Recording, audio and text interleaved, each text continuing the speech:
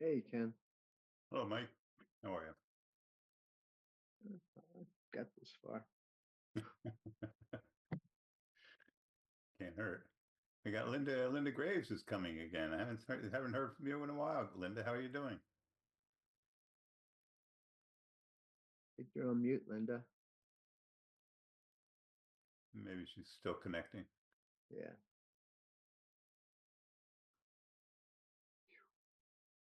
Ed Hahnemann's coming in.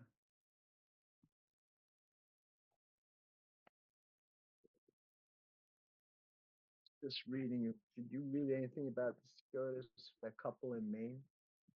I'm sorry. I'm just reading about the ruling of the Supreme Court that took on the First Circuit's decision about the couple in Maine for medical marijuana. Well, here, wait till everybody's here, Mike. We'll talk about it a Yeah. little. Okay. That's what I'm just reading about it right now. Yeah, So I don't think I had, that's not on my agenda, so I don't think I followed that. There's a couple things I might have missed. Matter of fact, I'm really not even sure that the hearings are going to start. DEA hearings are going to start. I think that they were delayed. I think the judge got really angry at the DEA and yeah, the one judge um, is ordering them because they had private talks with witnesses, and yeah, well, that was one issue. But the other issue, I think the more serious issue was that the judge told the DEA to submit their evidence and testimony in written form, and they didn't have it in written form. They just submitted it in a disc. They gave him a disc and said here, and uh, he wasn't happy with that. oh, okay. No, I didn't read that far into it. Yeah, Ed, you want to Ed? You're here. You want to um, turn on your camera and your microphone. Linda, can you hear me? Maybe not yet. Oh, well, it's 6:59. We're just about ready to get started. Um, Brian's going to come in and give us an update on the computer on the website. Oh, So, great. yeah, I look forward to that. Oh, just found out one of the benefits of being a member of the Morristown Business Association is they get a free evaluation of our website. Oh, good. As soon as we get it up, we'll talk to Hi, Brian Ken. about it. Hi, Michael. Hello, Hey, Linda. Great to hear from you. Great how to do you, hear from you too, and Happy New Year to everybody. Yeah, Miss you Happy New guys. Year. Happy New Year. I hope you're doing well, Linda. Haven't heard from you in Thank a while. you. Yep, I know. Work is just oppressive. good to hear from you, Linda. Yeah. Thank you. You too. Sorry to hear you're still working. Yeah, yeah, me too. Unfortunately. Hi, Brian. Thanks for coming. How are you doing?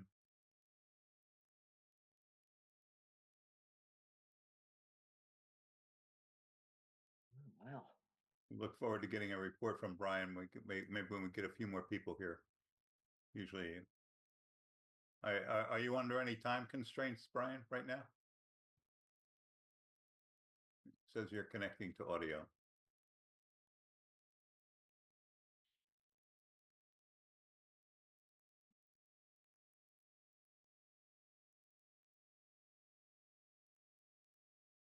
Yeah, I think I hear you. There you go. All right. Nice to see you. Yeah, it's usually not a great time, but my wife happened to have off today, so I was like, "Oh wait, I want to pop in. I haven't got it. I haven't gotten into a meeting in a while, Oh, good. ever. I think actually." Hey, Oh, Brian. really? Oh, all right. What's up, Mike? How you doing? All right. People are usually a little slow to join, so give us a couple minutes and we might get a couple Oh, more that's board fine. members Yeah, here. absolutely. No As worries. long as you're not in a, your kids No, aren't having some everything kind of seems crisis calm there. right now. Huh? There was just a crisis 10 minutes ago. I didn't know what it was. My Uh, daughter burned herself slightly with the hot glue. what All was it? right. What was Some it, kind of Mike? diorama. Oh, How old is she? 10 now, yeah. So 10. Okay. Learn Yeah. how to use tools. right, exactly. Yeah, That's a cute age. it's fun. We'll spit on it. Go ahead, run water on it. Right, we All did. right. She's all right. Ed, She's Ed good. Hahnemann's here. Ed, are you all right? You sound sick. I always sound like that. Oh, you always sound sick? Oh, Cover- wow. Yeah, cover your mouth when you cough. Yeah. I didn't know I needed to wear a mask. In the Zoom, yeah. Yeah, poison of furniture. So let's see. Ed, do you know Brian? Brian's working on our website. He's going to give us a report. This is Ed Hahnemann. He's one of our board members, one of our original board members, Hey Ed, how's it going? going back to 2003. Brian, Nice to meet you. Good. pleasure. Thanks.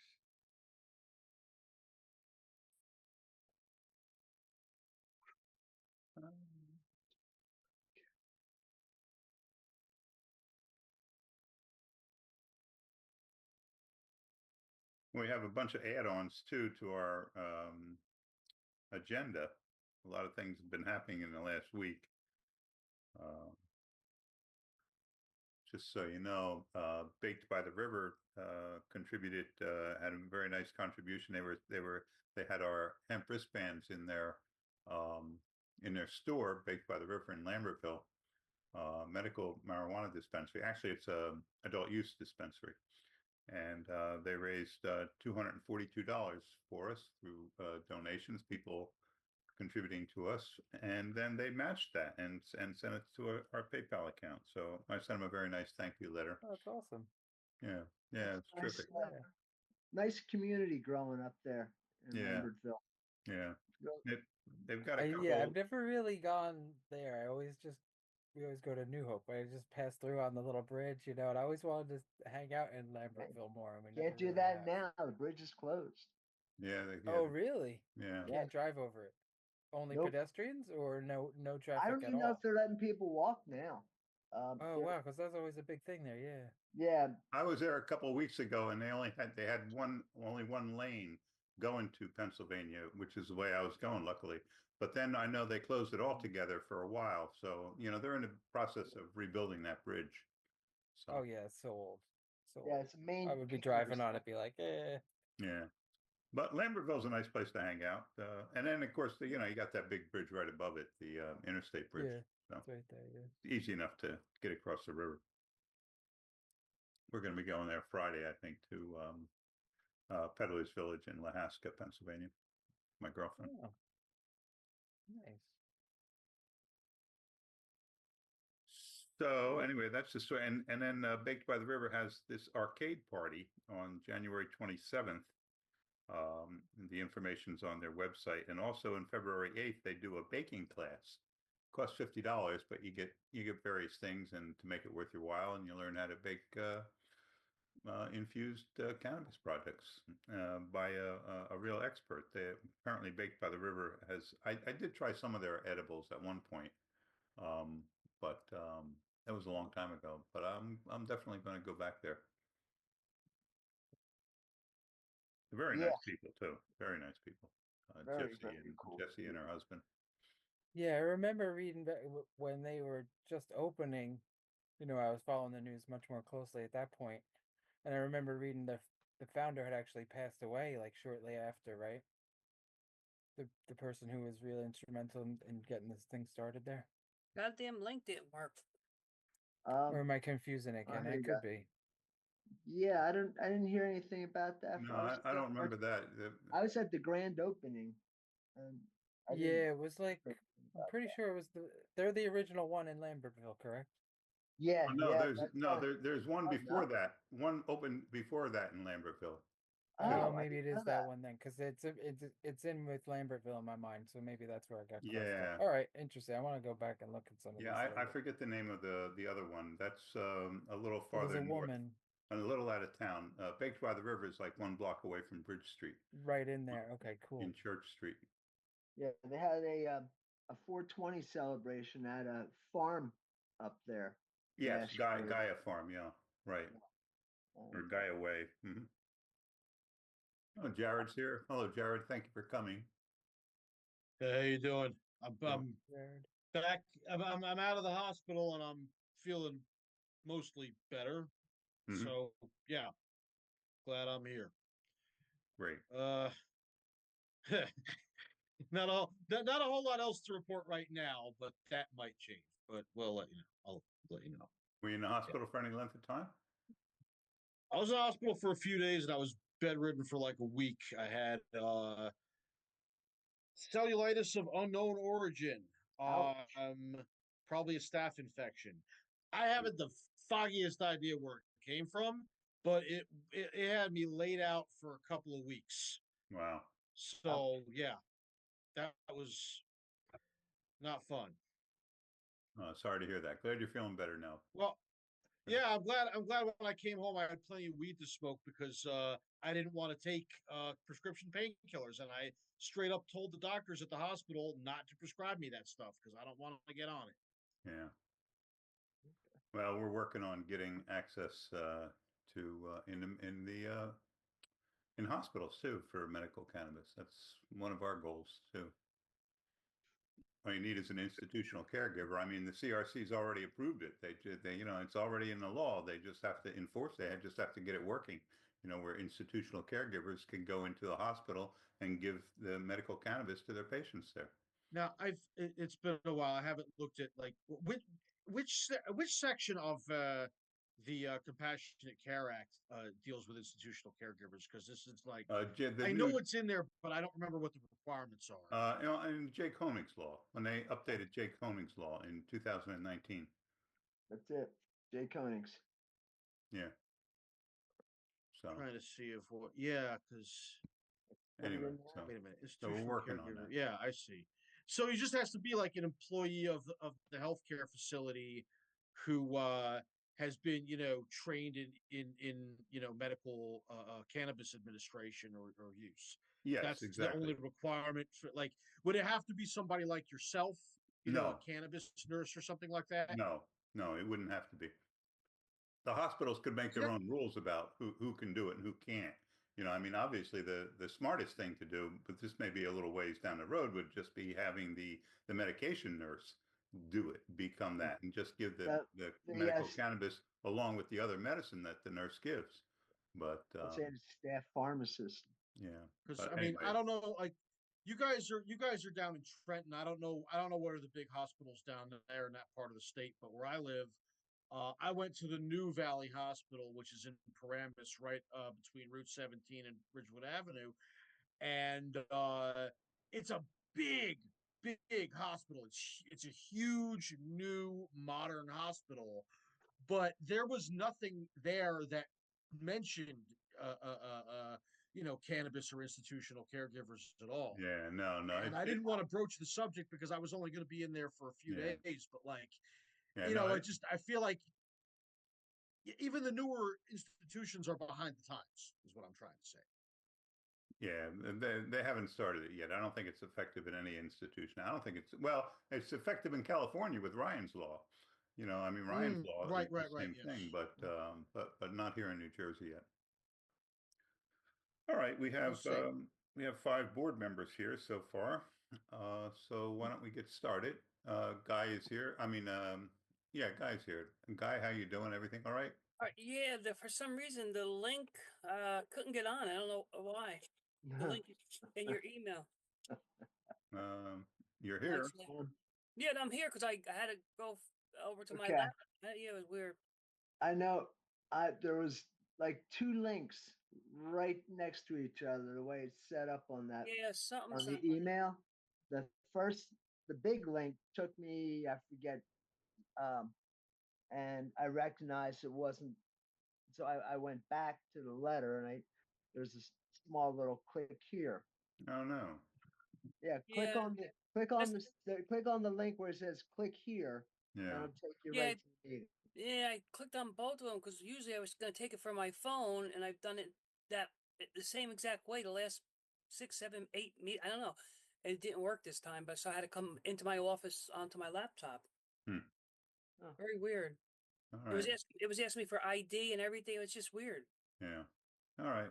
Well, we have five board members here, so why don't we get started? I know Brian's been working on our website for quite a while now, and Brian, why don't you give us an update on where you are with that? Would you- You're muted, Brian. You're muted. I was like, I'm breathing heavy. Here we go. There Got you me now? Yeah. Hey guys. Some of you know me, some of you may not. In the past, I had, as I like to call it, the semi-popular cannabis website, njlegalized.me. So you might have known me as the pineapple guy or whatever from that. Anyway, so I had to phase that site down, and I was trying to figure out what to do in the near future. Um, Going back last year, I met Ken at one of the events at Shore Grow, and I was just chatting with him, and he was like, "Hey, we do need some help with the site." And I was like, "Yes, I want to help you guys work on that." Of course, with my schedule, I just run my own business as it is by myself, so I'm always juggling. So it took me longer than I would have liked to get to this point. Which at this point, I think by the time we have the next meeting, the site will be back up, and we'll have phase one pretty much done, and be looking at where we could go for phase two of what we want to add there. Um, but yeah, just a lot of work I was trying to figure out for so long. Like, oh, Ken, I need to get access to your blogger so I can connect, so Ken can still post on the blogger, and then we can have it also flow automatically to the new site. So that way Ken will still be able to post in the way he's most comfortable than other people in the organization that might be more tech savvy with WordPress, etc., can help manage the other parts of the website and stuff. So I want this to be self-sufficient for you guys and everything. Also, I want you to know I'm not charging you guys anything for this. I'm donating all the time and donating the hosting for probably as long as you guys need it, to be honest.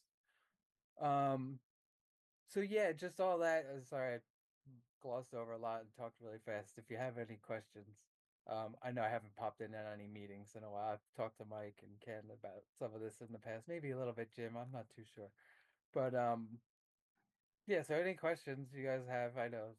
Well, first of all, we're very So grateful I'm just a big website guy, so I just talk really fast. It's stuff Yeah. that might be obvious to me, not to you guys. Yeah, not to us. you do. Anyway, we're very grateful for the work that you're doing, Brian, and you've been at it for a real long time. And is there anything you can show us? Do you have anything to show the? Well, I sent you guys that test site. So really just the test site. The main thing I was trying to do there was get everything imported from the blogger. We could take a look there, but that's really just going to show how I was able to import everything from Blogger, the existing posts. And then the last link up part I need to do there is have it set up so when you post that any new posts, like I mentioned, they go automatically. So there's probably like a gap for like maybe 2 or 3 other posts I have to go back and manually import. All right. So the test site we could look at, but really all it is, it just shows the blogger. Okay. What we need to do, the smaller group, I think, and we could talk more about it here or not. It's up to you. I don't want to like take over your whole meeting or anything. Right. But in the short term, I think you had sent over some stuff that we can use for existing content to build out the homepage and build out some of these front end pages and stuff. And that's how this will be useful for me because I'm going to use some new tools that are better and newer for me in WordPress that I can use on other client sites as well. So it'll also be useful for me. So that's coming up to build all those like the front end stuff, photo gallery, contact form about the organization, probably a small donation page, anything like that where I don't see it being more than, like I mentioned, 10 pages or so in the beginning.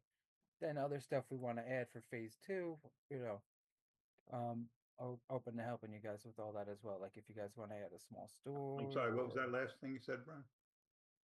Phase Oh, two? for like a phase two. Uh-huh. Sorry, was I cutting out or no? No, I Like where you left off. I'm sorry. I got the heater going on. It's a little. Oh no, it's all good. I just need people to speak. Like I said, I talk so fast. I've spent most of my day alone, so when I start blabbing on this website stuff, if you need to slow me down, please do.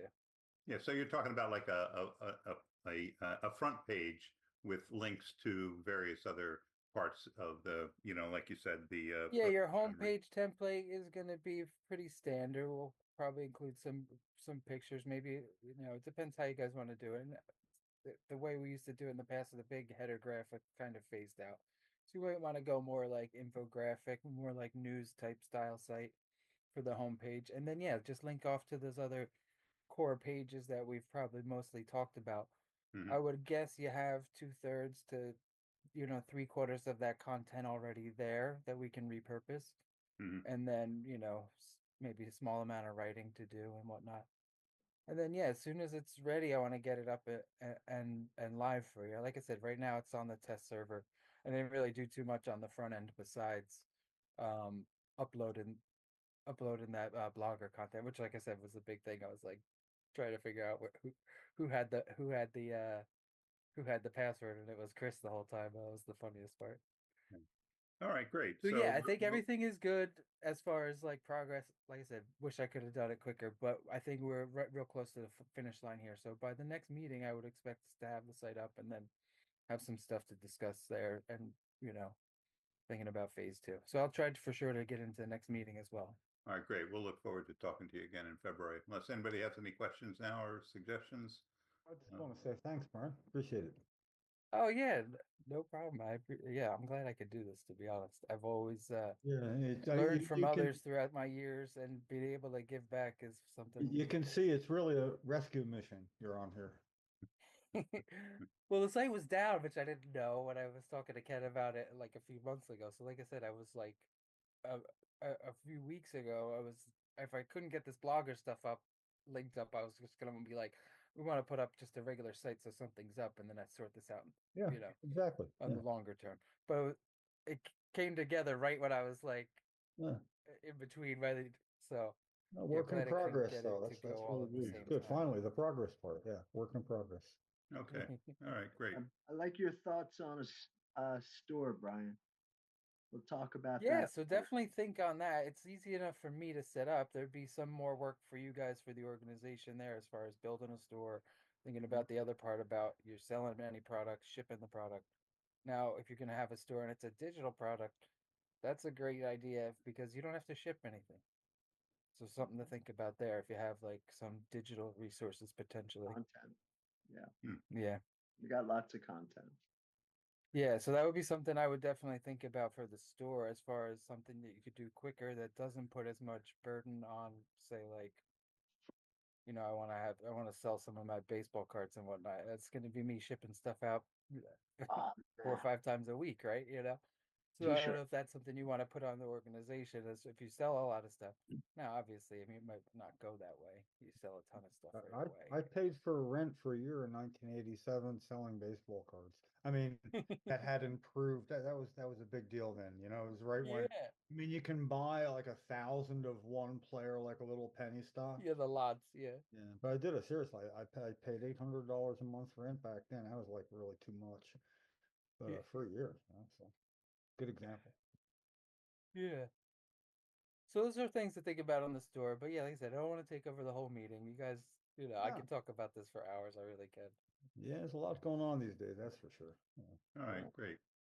Yeah, well, I mean, but the main thing we have to sell really are the hemp wristbands, which I just mentioned about how Baked by the River was very generous in using them and collecting donations from people. So we still have tens of thousands of hemp wristbands.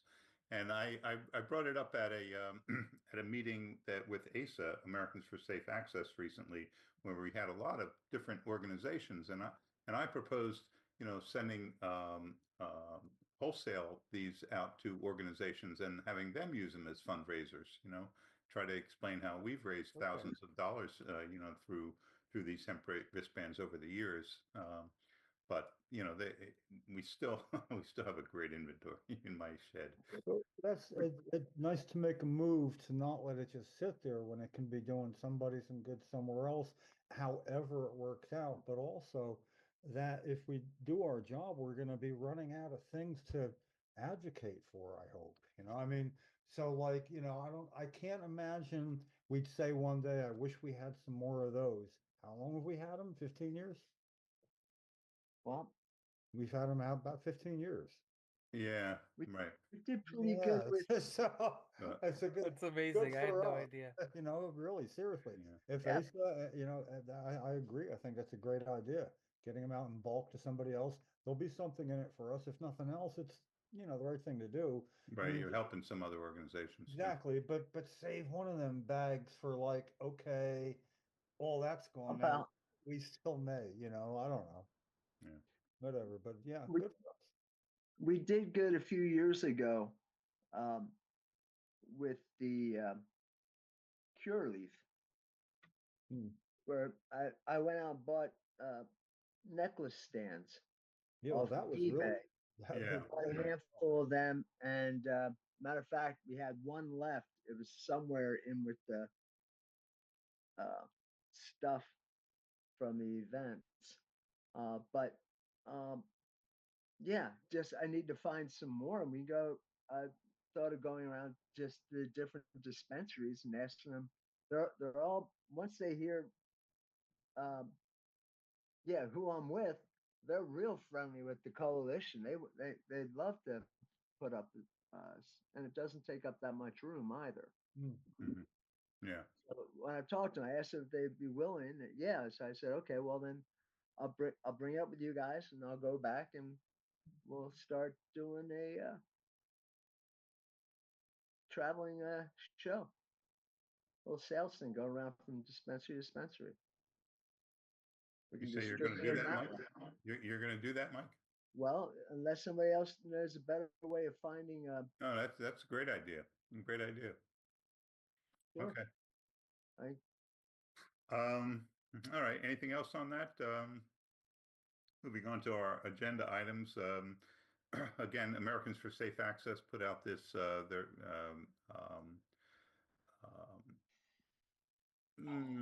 this questionnaire for shaping the future of medical cannabis access, asking about they do an annual report of all the state medical marijuana programs, and they need input for their annual report.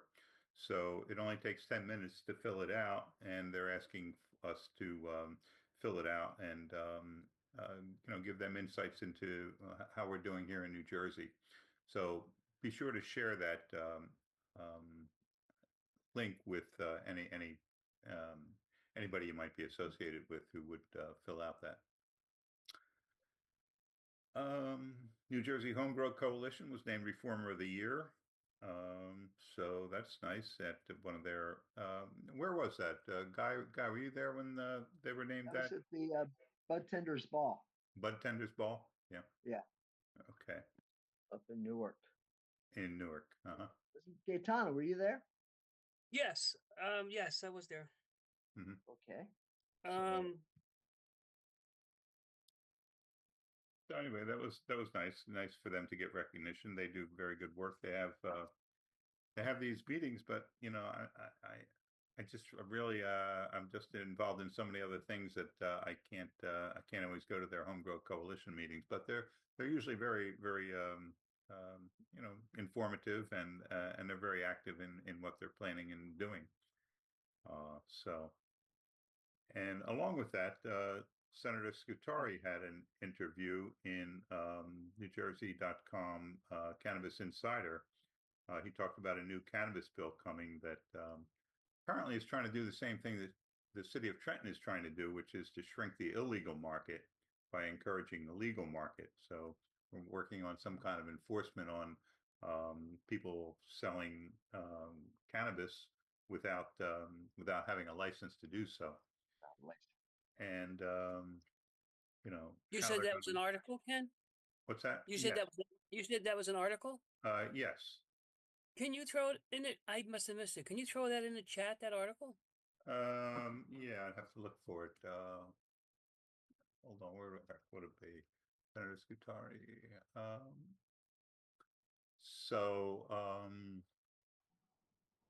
Let's see. This should do it. Was that in the newsletter? Hold on one second. No, I'll get it right over there. I don't think that there is a paywall there, but it could have been from Cannabis Insider, which does have a paywall. But I think Yeah. that was also public. Can you get in? Yes, I got Yes, got in. okay. Thanks.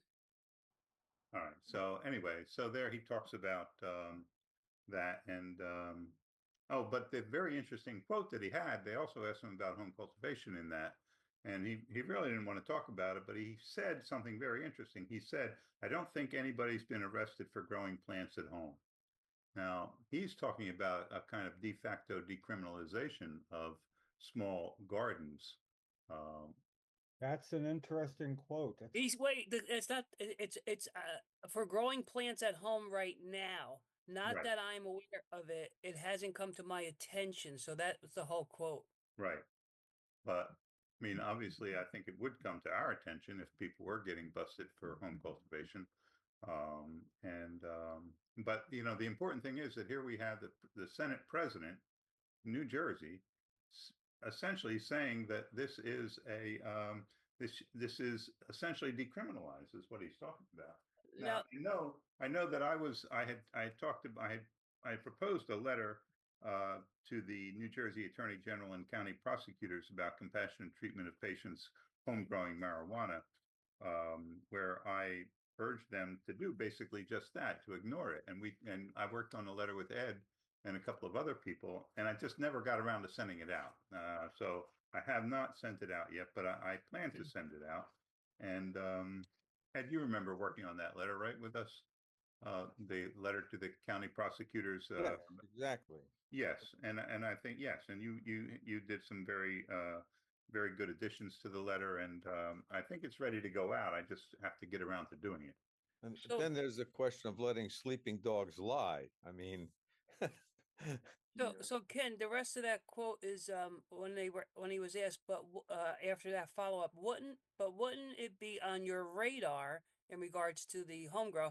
And he says it's definitely on my radar because every time we talk about marijuana, one of you guys ask about it. We're not there yet.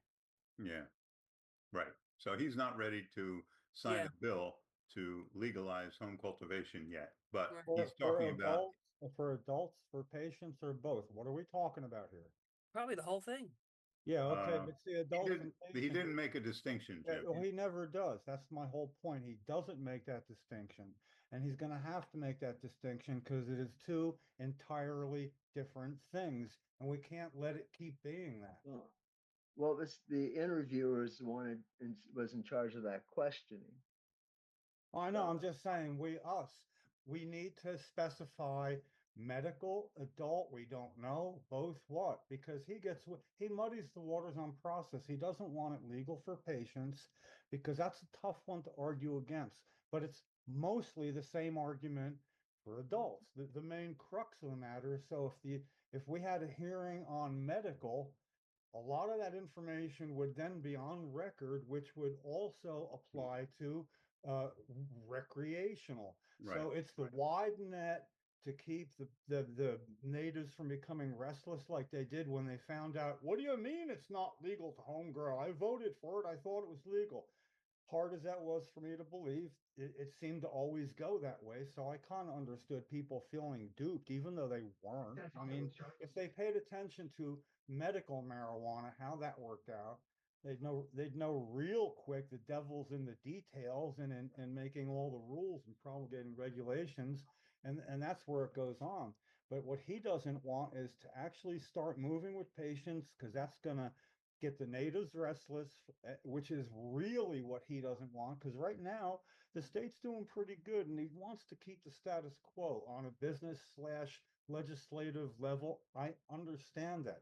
I'm not angry about that. That's the way it works, but it's not the way it should be. So we're kind of getting traction with patients. We're not going to get the same traction with adults. And I was just asked earlier today, why don't we combine the two? And I had to explain how that didn't work out with Jake's Law, when in fact it hijacked Jake's Law for something they couldn't get done. And guess what? We couldn't untie it after that for what, 6-8 months. It lost patients' time, in fact. So yes, the proposed letter to the New Jersey Attorney General and county prosecutors is the subject is compassionate treatment of patients home growing marijuana. So Okay. that's our focus right now. Yeah, that definitely is. That's really good to know. But this is, I think this is really good news. It's just something very useful. Yeah. And it fits into everything else we're doing nicely. So Yeah, more- and I just quoted a 2022 interview with Senator Scutari where he said he's not ready for home cultivation yet because he wants to get the legal market established. And now here we have $1 billion industry in this year, $1 billion. Right. But again, he didn't differentiate, and patients were left thinking, "What do you mean? We've been off the ground for a dozen years now." You know, so Patients, right. basically, and the thing is when it's an interviewer or it's like Brianna Venozzi on Spotlight New Jersey or something, she has a question she wants answered. She's not there to get into the weeds and clarify what he means. I understand that he's going to get away with it there. But every time that happens and these quotes are available and that quote's available, it builds an overall view that when you look at it together, creates a picture. And they know how this works. They play the game very well. I think I could say so much. um, but as far as the state legislature goes, they're just not accountable to the voters because the voters don't pay attention overall. We barely pay attention when it's the president. So the state legislature being elected on the off year is by design. So we go on from there. But the fact that Scutari, one person, can still block this when the governor was basically elected on weed 8 years ago is laughable because it's just more past the blame plate who takes it next, right? Yeah. And then the patients and we get left behind. Mm-hmm. Any of these Pauls and even cannabis businesses that are against home grow are 100% short-sighted. It'd be like somebody in my industry being against one of my famed blog posts from I can't use computers at home. I could only build websites for a company. How would that have gone for me? I taught myself all of this. So The cannabis, it hits home to me a lot of ways, yeah. New Jersey Cannabis Industry Association is not opposed to home cultivation. No, they're not. But behind the scenes, the actual businesses themselves, what they say and what they do are different things as far as I'm saying, Well, Do they really support home grow, right? Or do they just say they do and not really? They when see it as a say threat. yeah, well, you they're go- not vocal. They're not vocal opponents to it. That's for sure. Right. Well, it don't mean- make sense for their business to be, in my opinion, either. Well, there's also, when you start out by thinking, okay, the co-sponsors of the bill, who are Republicans, don't even hold their majority party in check, as is their job as a minority party, by simply asking the Senate president, would you please allow Chairman Vitelli of the Health Committee to post this bill? Please, I'd appreciate it. That's all. Just say it, not argue it. Just say, yes, there, I did that. But no, that's actually not their job. So if they aren't going to go to bat, I get it why Democrats don't. There's a reason why there are as many or more Republican co-sponsors in the Senate. It's because if I were a senator, I wouldn't be publicly asking him to do something I know that he doesn't want to do because I'd like a committee assignment next year, please. Thank you. Right. Yeah, absolutely. I get it. They That's know how it plays. Yeah, but at some point, the two aren't going to be muddied together, and it'll happen. I hope we can push it that way. I agree. But at some point, what he's going to need to do is let go of the home grow rope for patients. He's going to try to get away with, we'll have a strictly controlled thing. We cannot stand for that shit because he has a terrible track record on that from the past up to here. I have every right to say, no, actually, we'll settle for a program for all registered patients, and we could do Singleton's bill. When he has to drop that rope, he knows he's going to have to then firewall the whole thing. What's it that gets money into the New Jersey Treasury? And the thing is, there isn't much of a slice of the pie for medical. They can let go of it because of that. But he ends up looking good. Now he says, yes, we're going to see how this works out as well. While we wait for the program to be fully up and running, we can watch and see how that happens. That's what he's going to use to stall adults. Right. However long adults will let that happen. And then patients can help them by saying, none of that crap's going on here. So, it's sort of I'd like to see it wash out that way and everybody, it's never going to be in time soon enough. However, I am thrilled to hear that everybody is kind of saying, really, especially for growing a small amount of plants, a smart person like Nick Scutari understands that if a registered patient got busted for growing less than 4 or less plants mature and had less than 4 immature plants, guess what? That's going to be an issue then. Why not? This is the bill he's been avoiding. So the worst thing that would happen for them would be for a small case to happen. So I think it's very easy for them to understand. If for everybody that we would ask to not implement that, I think it's going to be a very good alternative for them to not stir that pot right now. And I think it's great that Ken and everybody's taking care to make sure that's an issue, just like we did before legalization for patients. So, I'm not unhappy about the track that's on, especially with this new information. I mean, it's never going to be quick enough for me, but I like it's more than lateral movement now a little bit, I don't know. Yeah. That makes sense. Well, and one way that we can contact our legislators is to have these pre-written letters from, for example, Normal got involved with one of our bills that we've been supporting, A944, which is to give full practice authority for advanced practice nurses, which relieve them of this subservient position they have to physicians in the state of New Jersey. Full practice authority, like if a physician doesn't believe in medical marijuana, the advanced practice nurses can't recommend medical marijuana. So I think that we'd get a lot more support from our advanced practice nurses being joining the medical marijuana program if this bill passes into law. And Normal recognizes the same thing, and they sent this sign-on letter that would go to New Jersey legislators. And so we posted that on our website, on our Facebook page, and a couple of other places, and we've been getting people signing it. It automatically goes right to your legislator.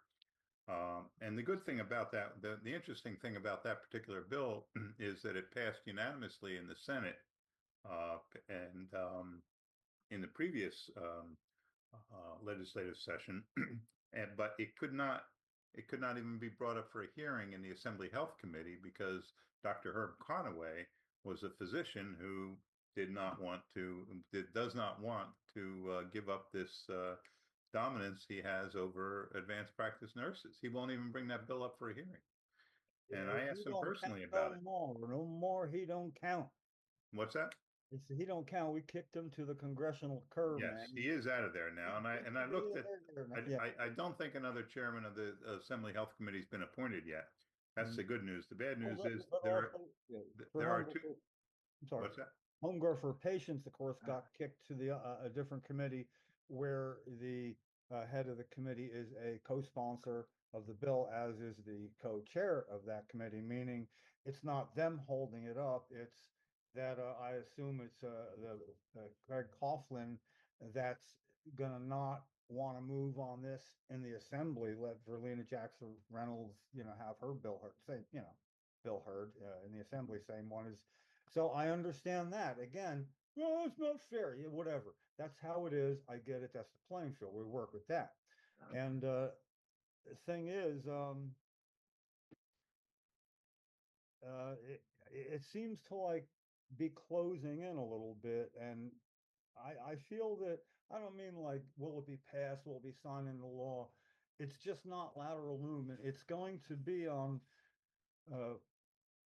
February, March 9th. It'll be 4 years that this 4-plant bill has not been allowed to be heard in an informational, non-voting committee hearing for 4 years.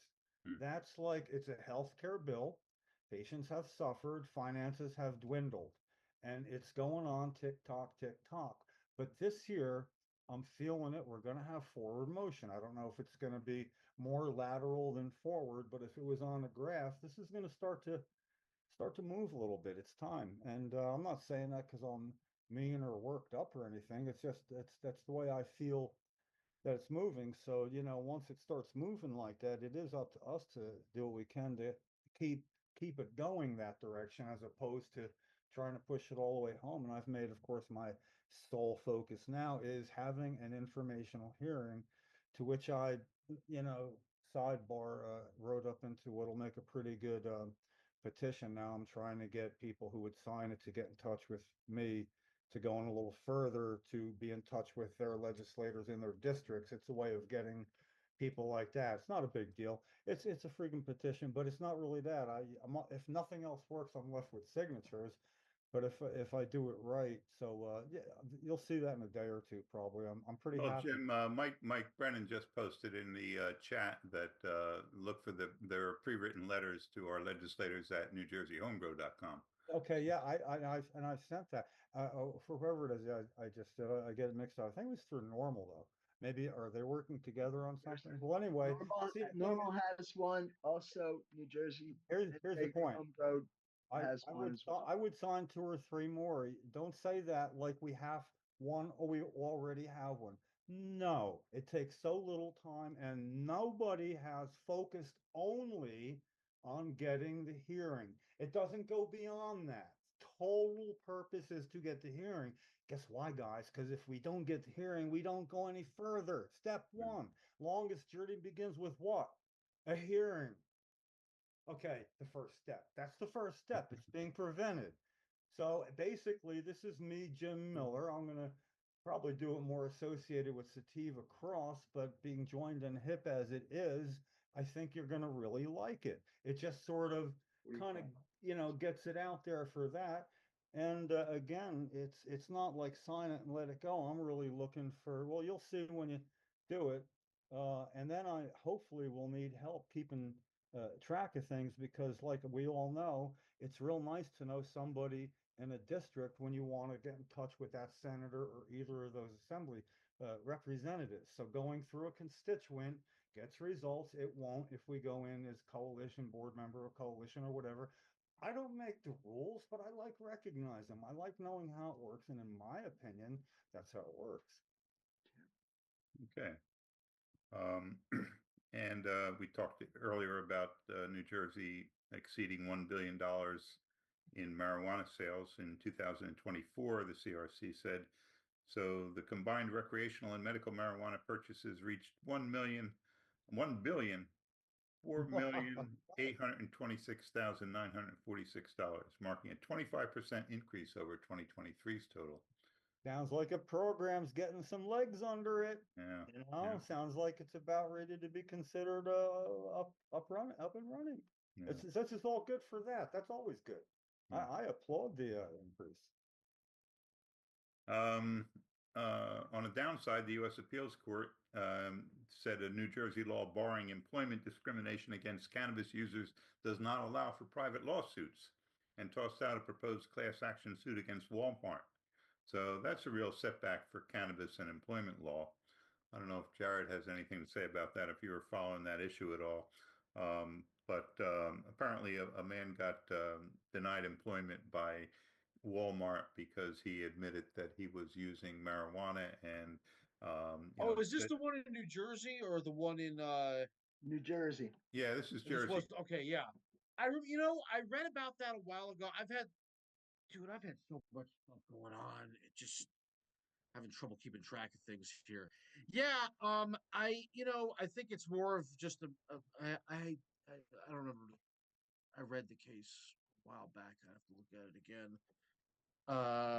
But he tried to sue them, and the appeals court said that the law does not say that you have the right to sue.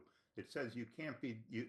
The law says that you can't discriminate against marijuana users in employment issues, but it doesn't say that you can then, if you do get discriminated against, that you have a right of action. Right, you don't have a right of action. That's honestly, I mean, like, I think that's going to be overturned by the Supreme Court, Jared. That doesn't make sense. But, he said it's not in the law that says that you can sue somebody who does discriminate against you. So how can you enforce that? Well, I mean, okay. All right. So thank you. First of all, thank you for reminding me about this case, because it got kind of washed out of my mind with all the other stupid bullshit that's been going on.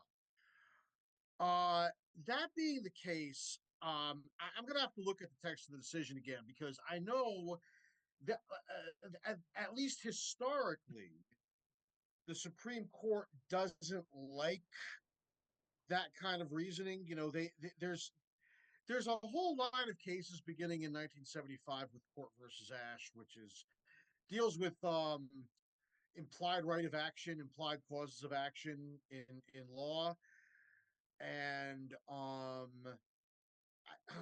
again, it's been a while since I've looked at this stuff, but it tends to be disfavored to have something like, oh well, you have protection, you have a right provided by such and such statute, but there's no actual mechanism of enforcement. I mean, it's pretty bad statutory drafting for one.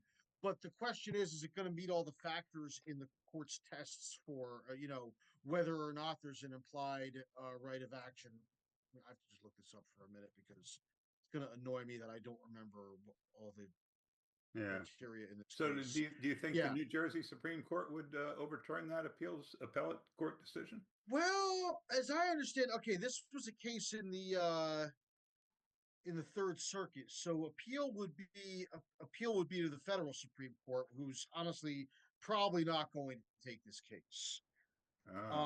If this were, if he tried to sue again under the if he had filed this suit in state court, the outcome would have been different, probably. Mm-hmm. No, so it goes to federal court. I have to wonder why it was that he filed. Yeah. It just does not recognize a cause of action based on. Okay. All right. Yeah. I mean, this is one of those things where it's an obvious miscarriage of justice, but to what extent the federal courts are going to punt on that? I mean, so the only thing that we can do is rewrite the law or add something to the law. Well, that would be the proper thing to do. The actual remedy would exist at the legislative level, but the fact that CREMA says that you can't be discriminated against for pissing hot on a drug test, and then Walmart basically saying, yeah, well, I mean, we can't do that, but what are you going to do about it? You don't have a right of action in court. That's an obvious injustice. Whether or not the judiciary will actually, deal with that themselves, or whether the plaintiff in this case is going to have to bring his cause to the legislature and let them deal with it, remains to be seen. That's probably what's going to happen, because courts don't like to. That's the problem, is that courts don't like it when there's a right without a remedy, but they also don't like implying a remedy. Mm-hmm. It's a catch-22, and like I said, when I first learned about this kind of stuff, I was in my second year of law school taking federal courts with the incomparable Margaret Burnham, who's one of the greatest civil rights lawyers this country's ever produced. And even she told me, when you get to a lot of the case law around federal jurisdiction and implied rights of action, there's a lot of intellectual dishonesty by the courts, even back then. What the court as it exists now is going to do, I don't have much hope. I don't hold out a whole lot of hope for that. Yeah, it sucks. It's a setback. If you're looking for something to lobby the state legislature about, this would be a great issue. Yeah, I that's all I can think of to say off the top of my head. But thank you for reminding me about this, because it would have just gotten lost in the shuffle back here. Well, thanks for your input, Jared. Thank you. Yeah, so that's a downside, but anyway, 2 steps forward, 1 step back. And the federal government awarded Rutgers University more than $500,000 to study the effects of medical cannabis for 5 years, which sounds good, except the researchers are examining the risk for cannabis use disorder. So, I don't know, cannabis use disorder. Stigma alive. Well, let's start there. Got to study something to do with cannabis. Let's start with that, huh? Could have done a lot better ideas than that. Yeah, really. A dartboard with blind shot would give There you. you go. That's an idea. Yeah. Why don't you start studying how much it helps people, rather than I mean, people who, yes, if you're taking it for medicine, then do you get, do you experience pain when you stop taking your cannabis that you've been taking for, your arthritis or whatever, chronic pain issue? Does that make it cannabis use disorder? I mean, See, What I just the idea that that's what they're studying is a political issue. Yeah, and Yeah. that's exactly, it's a And prohibition issue, just the name of it. It's been looked at, and in cases in New Jersey, David Nathan's testimony up at Trenton was Yeah. that in every case that they saw of cannabis use disorder, it was just a symptom of something more grave going on Exactly with that, yeah. that patient, and that they're just self-medicating with Right. weed. right. And you know, you know, when it comes to I- studying for harm or for benefit, if somebody like, well, especially the federal government is involved, you know how it's going to go. But Dr. Ethan Russo, a neurologist from Missoula, Montana, uh, had a study rejected for getting federal marijuana for his study. He was studying migraines with patients with migraines, and then he simply waited and came around and said he wanted to do a study to prove the detriments of studying migraine headaches, almost like a joke, a really small study, one that wouldn't be medical proof, it would be an indication, but he just wanted to do that, and he got permission.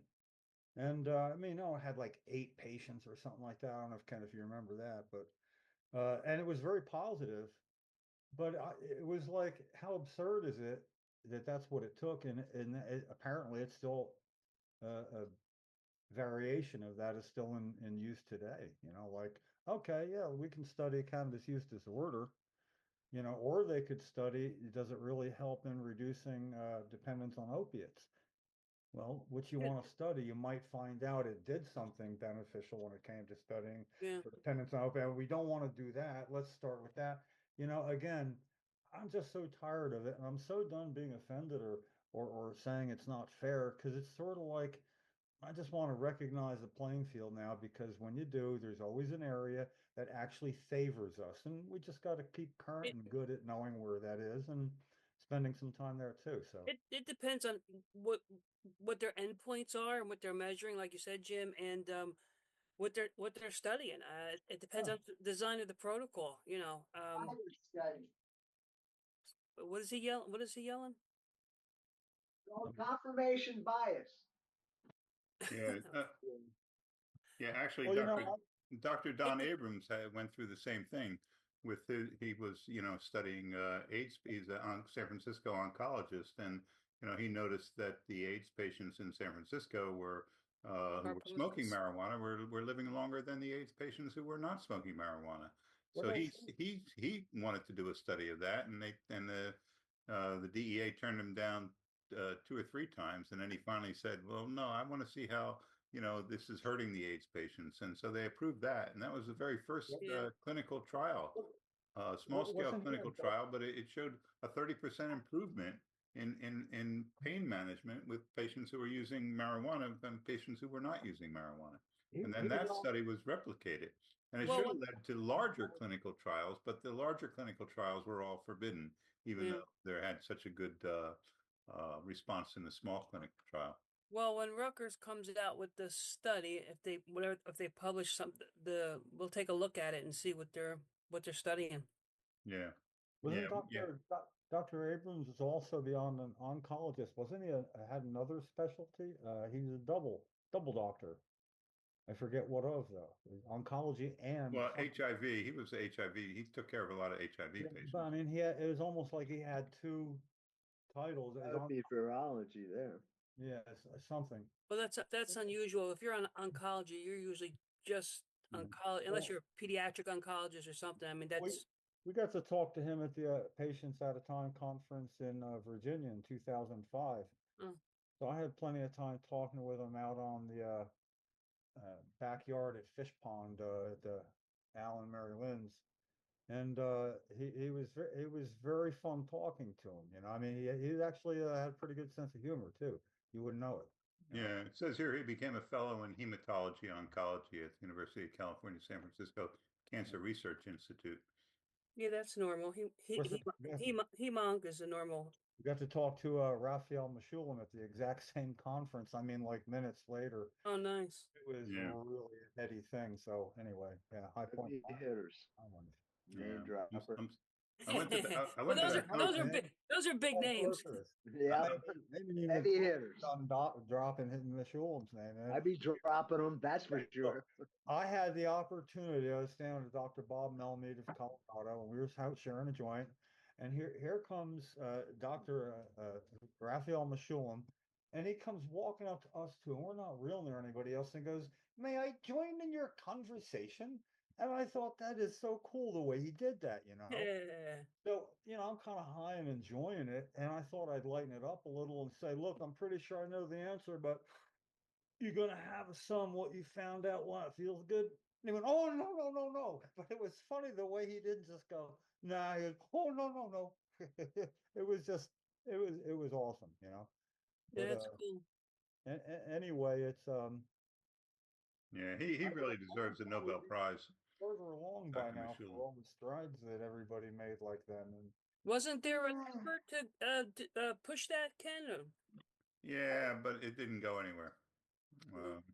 So I went to the same conference Jim's talking about, but I didn't go to the after party. So, Ah, oh, so I missed all that. well, look, they had period like it was an old plantation actually thing, and with the 5 buildings and everything, and they had a guy selling glassware. I mean, all set up, and they had a room inside set up with like like barbecue type meats that they made like the old days back then. And then they had 2 guys and whatever thing with instruments that are with stringed like guitars, pretty cool. And then they had in the yards all these the fire little lanterns stuck in the ground. Man, you missed a hell of an after party. It was Yeah, yeah, I know. and they had a bus that went there and back. And on the way back, the lights went out in it. And we're just talking about all along there and Confederate ghosts. Swear to God, the guy was. And on that bus was like May Nut, you know, grandma marijuana or whatever. And all the lights went down and you heard, "Oh my," in the total darkness again. It's so cool. Yeah. I want me to name drop some more names, Mike. I'm sorry. Anyway, Just all right. having a good meeting because we're talking about forward movement rather than lateral going on, even with Nick Scutari saying something else to add to the library of what he said. So yeah, I'm feeling pretty good. Good. I knew everybody wondered. Let's move on to the Cannabis Regulatory Commission. The next meeting is February 6th at 11 on 44 South Clinton. It's also going to be on YouTube.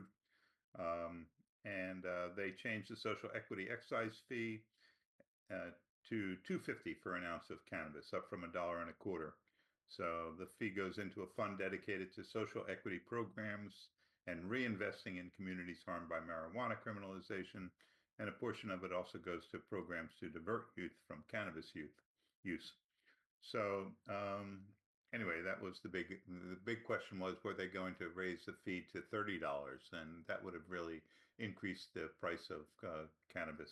So I'm glad they did a more reasonable increase in the fee to just doubling it basically from $1.25 to $2.50 an ounce.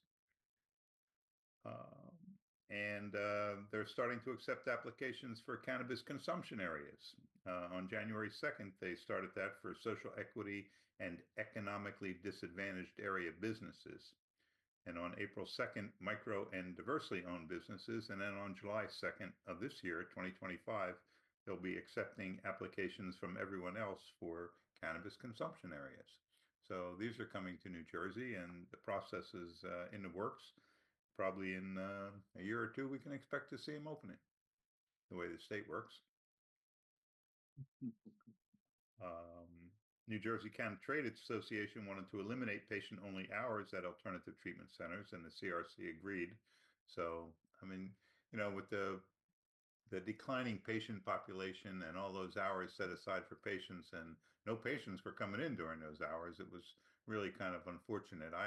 He asked me if I agreed with that, and I said, well, you know, I mean, as long as it's not hurting patients. He said, you know, Well, nobody's those using kids and then- patients not aren't the- using those set aside then- hours at the alternative treatment center. So I had no objection to them doing it. But That- a- as it went downhill with patients, I found that what was happening is while there weren't, and it was patients' hours, adults were then let in. If a patient showed up, they would be the next one in. So they still got to the head of the line when Yeah. they were there. And I heard no complaints for patients. I don't see why that can't work that way still. If they Right. don't, if they want to get rid of patient only hours, why do they have adult use only dispensaries? Just extend it to all dispensaries then for a medical discount. I mean, a lot of them will. I've walked into a lot of adult use places and they'll extend me a discount just because, you know, I have my card and I introduce myself. But you know, that doesn't have to be the case. They're going to limit the hours that, and the other thing, putting the last hour that they're open for patients, the end of the day. Yeah, I want to be home smoking my bong at that time, that Yeah. hour. But I'm glad it's there when I'm all out and got to run before they close the door. Well, Yes, I really haven't been to too many adult use dispensaries. I mostly go to the Breakwater, the Alternative Treatment Center. But I do plan to go to Baked by the River and try some of their supplies, try some of their edibles. I know they have very good edibles there, and also some of their flour. So anyway. There are 383 adult use cannabis companies operating now. The patient count is down to 66,378. What a drop. Yeah, over 100,000 patients lost. That's crazy. Yep. Yep. So, and federal drug Actually, if you don't mind me asking, with regard to you said over 100,000 patients in New Jersey lost or nationwide? Yes, in New Jersey. Yeah, we Oh were my up to like God. 100. We were up to like 178,000 patients at one point. Yeah. And No. Oh, You're gee, up like I to wanted to make 100. sure I heard that right. Yeah, no, it was That's- 170,000, almost It was 170,000. 100. It was 129,000. 129? Yeah, So it it was was 170. 129. It wasn't that high. And Oh. the highest it got was Oh, God. right at 420. When 421 hit is when it started. Well, it's It still started bleeding 2,000-3,000 patients a month. still got ever cut in since. half. Oh yeah. What, after the pandemic, basically? No, No. no, after legalization. Yeah. After adult use in Adult general. use, like, yeah. After adult use We're in general. talking, okay, so we're talking, all right. That's still, geez. That's a shame because, there's a lot of people who really do need that service and I don't want to see it be something that, gets cut. You know what Wouldn't I mean? letting people other than physicians recommend, Ken, what's that bill that we're just right, talking about? yes, Yeah, A944. I would hope And that that would reduce the price of keeping your card at any rate. it greatly Right. it would certainly make it easier, and patients wouldn't have to have their own doctor say, well, I don't want it. All the things that are, I'm just wondering, maybe that would do more than stabilize. Maybe I keep my card current just because it allows me to medicate in so many places wouldn't be allowed to as an adult. Right. Just for that, because New Jersey screwed up a lot of stuff in the law. What they got right was patients need to be able to have this other than just at their home or, Right. so when it says, yeah, you can Right, you put your car on a road, take the keys out, but and you can use your medicine and then determine when you're good to drive. It's all by law. That's fantastic. Yeah. But that's And why we're patients, pushing. yeah, patients can use it anywhere that people smoke cigarettes, Yep. basically in New Jersey. And that's Right. why we're pushing this model with the municipalities, and that might get some traction. If more, they're in talks with more municipalities to bring on medical cannabis for the municipal employees. So let's see where that goes. The public spaces, going back to what you just mentioned about being able to medicate in where tobacco is being consumed. There's very few places now, unless you got a bar nearby. Um, municipalities, you know, Morristown used to be able to see benches with ashtrays. Not anymore. They tore that up. No reason having to have someone go clean out an ashtray. Like a lot of towns are getting rid of their public trash cans. Less employees they have to put up. So I just living in public housing where I'm at. Yeah, right. You know, I get caught medicating right here in front of my. I'm probably out of here tomorrow. I go outside, and I medicate. I go to my car, but You realize this is being recorded and it's public knowledge of everything that we Yes, say that's here. true. Thank you for pointing That's that out, true. Ken. Thank you. It's something I've really. He didn't give haven't- he didn't give his I address. haven't He's hidden. okay. Don't give your address, Mike. I haven't. Guys, oh hidden it God, you're very killing well. me. You're killing me over here. And thank you for coming, joining our meeting from California, Mike. Yeah, exactly. No problem. How's the Thank weather out there, Mike? It's cold here. Right. you. Just remember. Michael Vernon. Yeah. Remember these meetings now become public records too. Nice. And anybody can join them.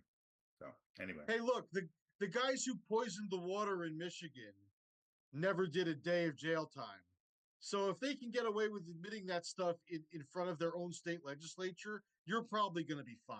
We just got a president with 34 felony counts. What the hell do you want? I hope that's Well, yeah, that too. I mean, we're a nation of criminals Yeah. led by criminals at this Yeah. point. Uh, So they're- why they're- why they have why much even deeper maintain the pockets. pretense of rule of law? Why bother? They have much deeper pockets for representation than what I have. all of us. Yeah, I know. Speak What for a trip. myself. And that's where we have how many patients. I mean, there's several people in my complex that are patients. Mhm. And there's a lot that are adult use as well. Yeah. But no, we have conversations, and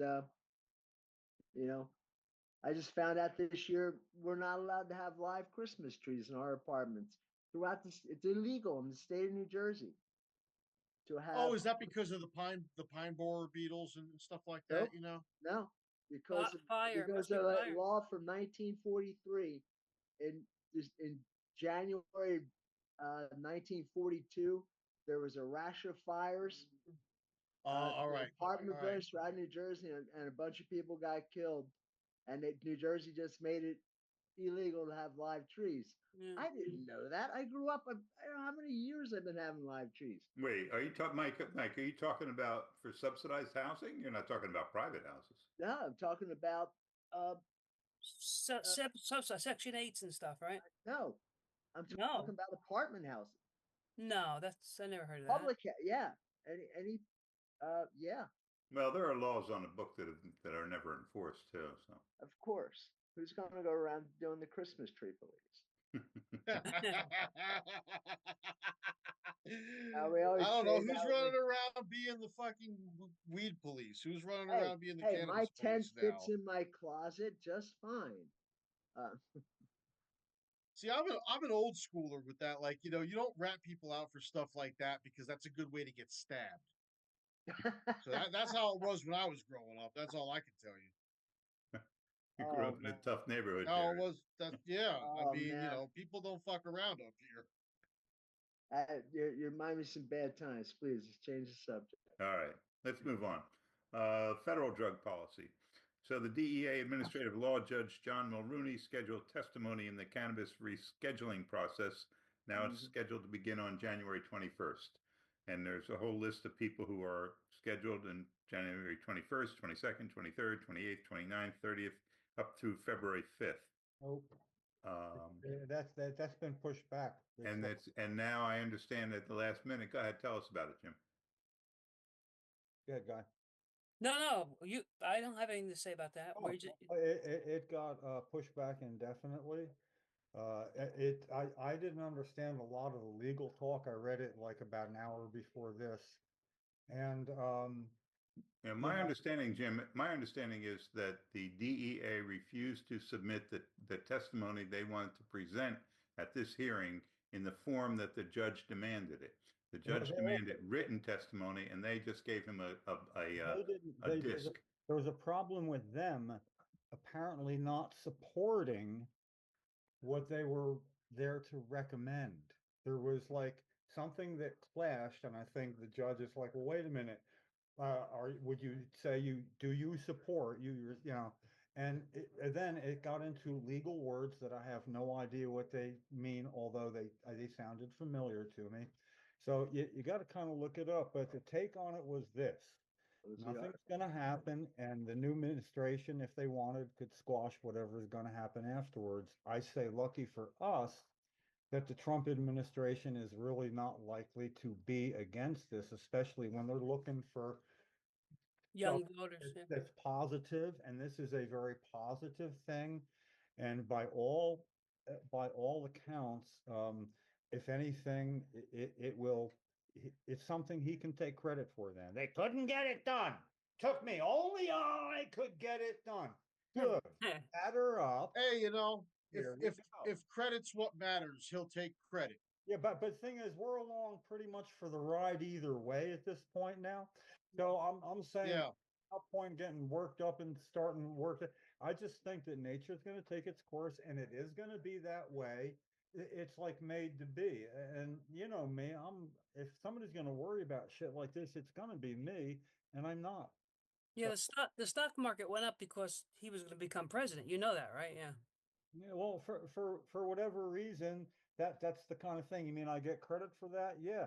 I Yeah.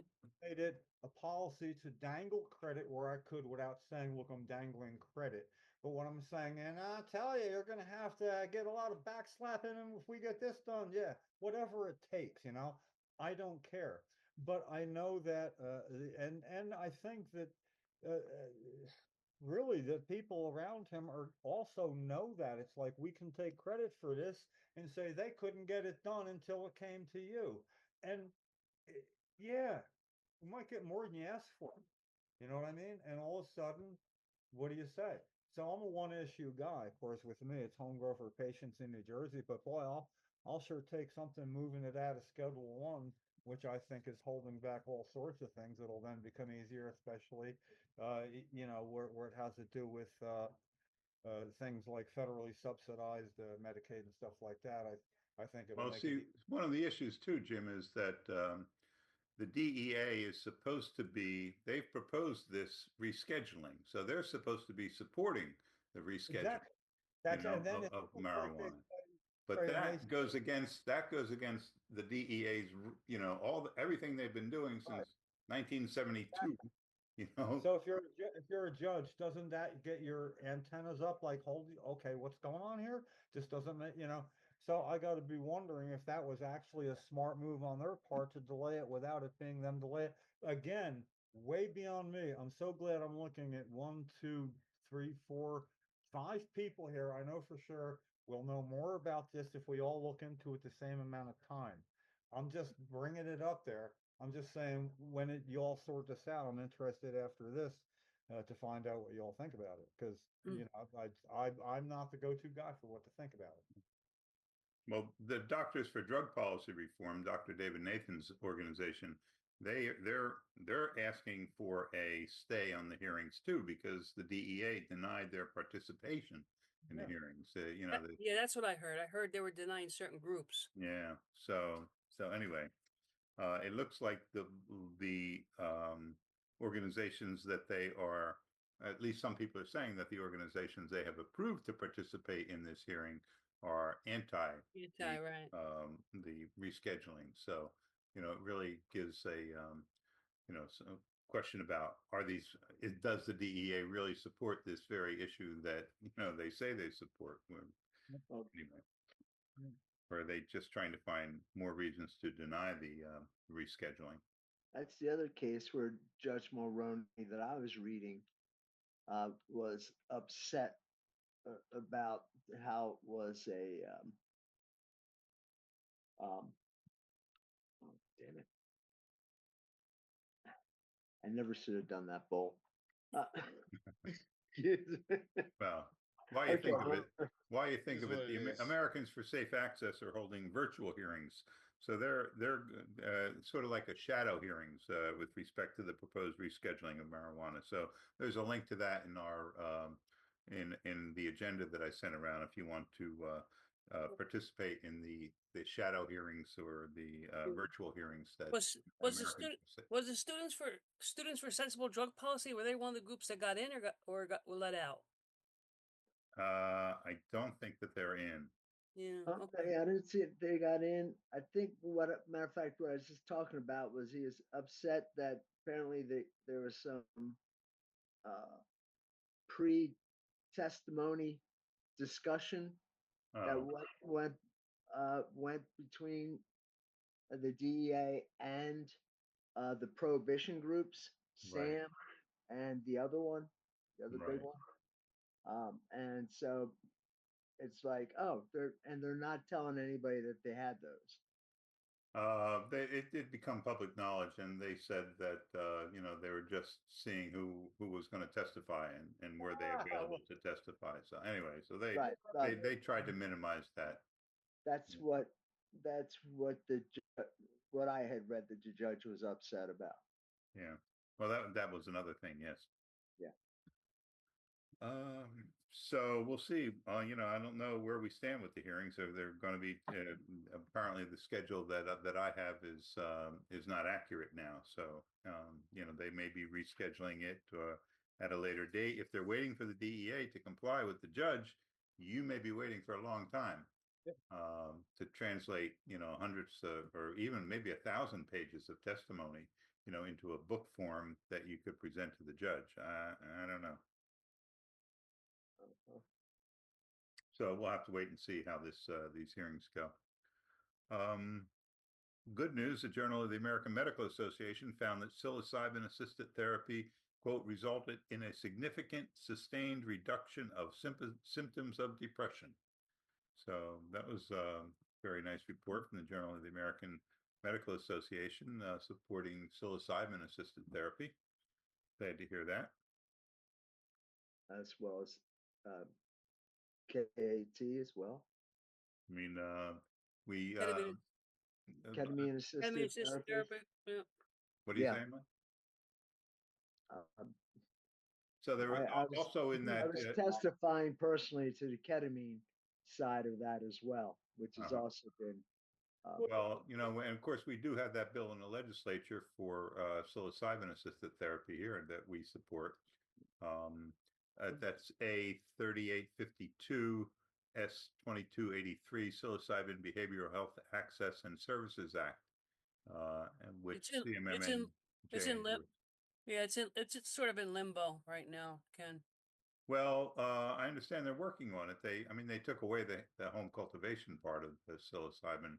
Yeah, they did, but where did you hear that? Because I'm part of the working group and it's sort of in limbo as far as I know. With the AMA opinion,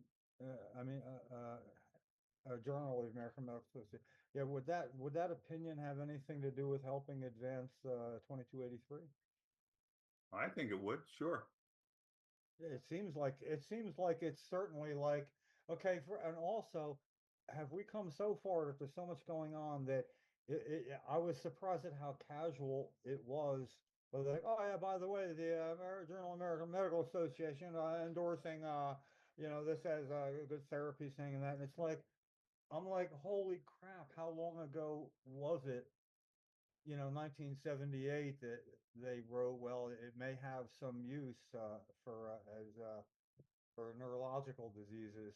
And it's like, that's quite the ally. I mean, I would think it would count for a lot. Yeah. And should be brought up like multiple times and whenever there's a hearing, because that's going to play very, very well. So, Guy, what is this working group you're on with this psilocybin bill? Right. So we've been on it for a while. It's a bunch, quite a number of advocates, some physicians, lawyers, you know, kind of freelancers, and we were working with a lobbyist and some people were able to testify in Trenton, and for the bill and so on. I got out of the Budget and Finance Committee, but then remember when the last meeting when I said we got a weird a response, and the response was from the so it's a bipartisan bill, as everyone knows, bipartisan support. But we got a weird response from the Democratic side, basically saying that they wanted to see what was going on with the new administration, and things are just we haven't had a meeting in a month or two, so I don't know what's going on right now. It's just in limbo. There's nothing moving. The new administration, you mean the federal administration? or Yes, the- yeah, the Trump administration. Yeah. Hmm. So that was sort of like the kind of the weird. Yeah, I mean, it's a state bill. I don't know what the You're Trump talking about administration's got to that do was with it. that. response that you're talking about a response that your group got, or you're talking about Yeah. a response that the group gave? No, the response the group got.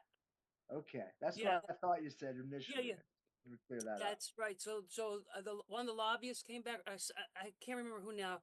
Came back and said that was the answer was kind of weird, and now we haven't met in 2 months, so I don't know what's going on. And we were the group that was actually working on giving testimony and so on. We had the physician testifying, and but I don't know what's going on. So it's in limbo as far as I'm concerned. To be Mm. clear, who's the sponsor of the bill? In the Senate, especially. Holly Shapizi, right? Yeah, and I forgot who else. It just Isn't comes- it? And, Yeah. and yeah, and Okay, I'm just curious. S2283, and I think it is Scutari. Yeah, that's what I was aiming for. I think Yeah. so. Yeah, it's something that would be expected to favor, but he's not pushing it, or it would be happening. So I'm just saying, read wherever that fits in your what's going on, it's being done with his Mhm. okay, or maybe, so again, it's stuff that you don't know because you're not allowed to know.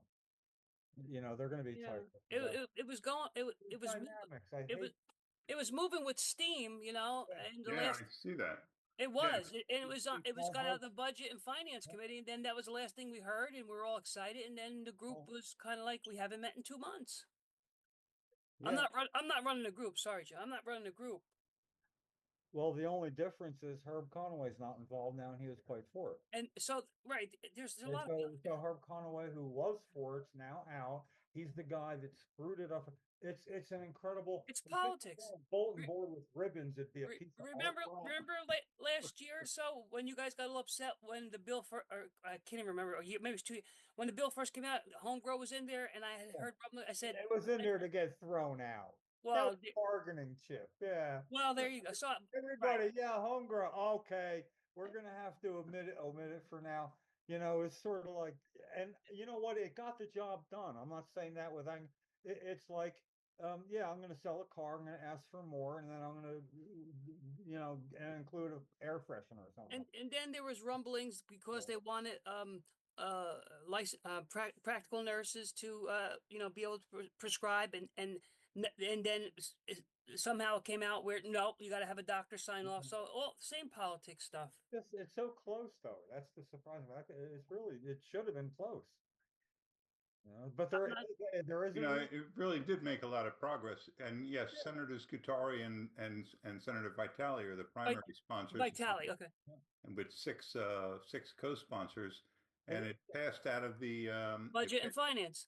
Well, it also passed out of the Senate Health Committee.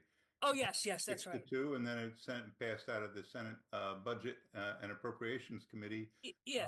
12-0. Yeah, and then it stopped. Yeah, I know. while Senator Scutari is keeping Joe Vitale from allowing 1393 to be heard for medical marijuana home grow. What a cluster shuck that is. I can imagine that conversation. What do they shake each other's hand while they got the other fist up talking about something? What the hell? They are like bizarre. They're out there, not us. It was just weird. Like I said, Holy crap. the response we got was we thought we were gung ho and boom, boom, boom, and then now I did the too. group. Yeah, So it it's just, certainly I did don't know make what else to say progress. except it's weird. Yeah, the Assembly Health Committee voted it out 6 to 2 back in June. For me, Yeah. you know where I'm at is homegrown pot and all that. But I think for me, the clinical success with psilocybin is way more clear cut to a greater degree than anything you can determine Yeah. cause and effect with cannabis. Nature of the beast, maybe. But that being said, this is important shit for mental stress, illness, whatever. Yeah, it And- is. It and- is. And and now, I'm happy to see it move, and I don't care really if it leapfrogs over medical cannabis, almost because like, but yeah, it's going nowhere right now, as far as I know. yeah, And actually, Colorado is starting their, I think their psilocybin service centers this year as well. you know, success anywhere helps here. So, Yeah, yeah. well, So that's the answer to if that. Art can make the trip out there to make sure it's true. Come on, I owed him that. He keeps talking about all the rounds, and he's gonna maybe get back to Colorado and see how things. I'm like, no, man, you're doing good with them right now. You don't need to travel there unless you want to smell it, I suppose. You know, nope, gotta have the terpenes. I want to smell. But I like that. I think even in a way, mutant way helps uh, ease the road into now it's time for medical cannabis because he's shown it's not just against this stuff in general, like a James Holsapple or somebody. Yeah, and But I, it gives me a headache. It's so well, confusing. yeah, and I think New York now has got some energy again for their psilocybin bill. And now, what's really cool is because there's so many Ibogaine advocates that the Ibogaine is working into these bills. So let's see what happens here. I know in Colorado in 2026, I think they're going to start Ibogaine centers too. So we'll see. Yeah. Yeah. And, I know that we did not endorse, we as an organization did not endorse harm reduction. But, there have been, some pretty big calls right now for um, having harm reduction replace punitive drug policies. And, that, I Yep. mean, that would take care of a lot of different issues because the war on drugs has failed and countries have increasingly attempted absolute prohibition of drug use, often via penal measures. And despite global action, these policies have not deterred drug use, according to the Lancet Global Health. And the Global Commission on Drug Policy called for a reevaluation of global drug responses in its latest report, Beyond Punishment, from Criminal Justice Responses to Drug Policy Reform. With the rising drug overdose deaths, increased violence, toxic drug supplies, and strained criminal justice systems. This is what Well, your if you drug war really, leads to, and just failure and counterproductive, really.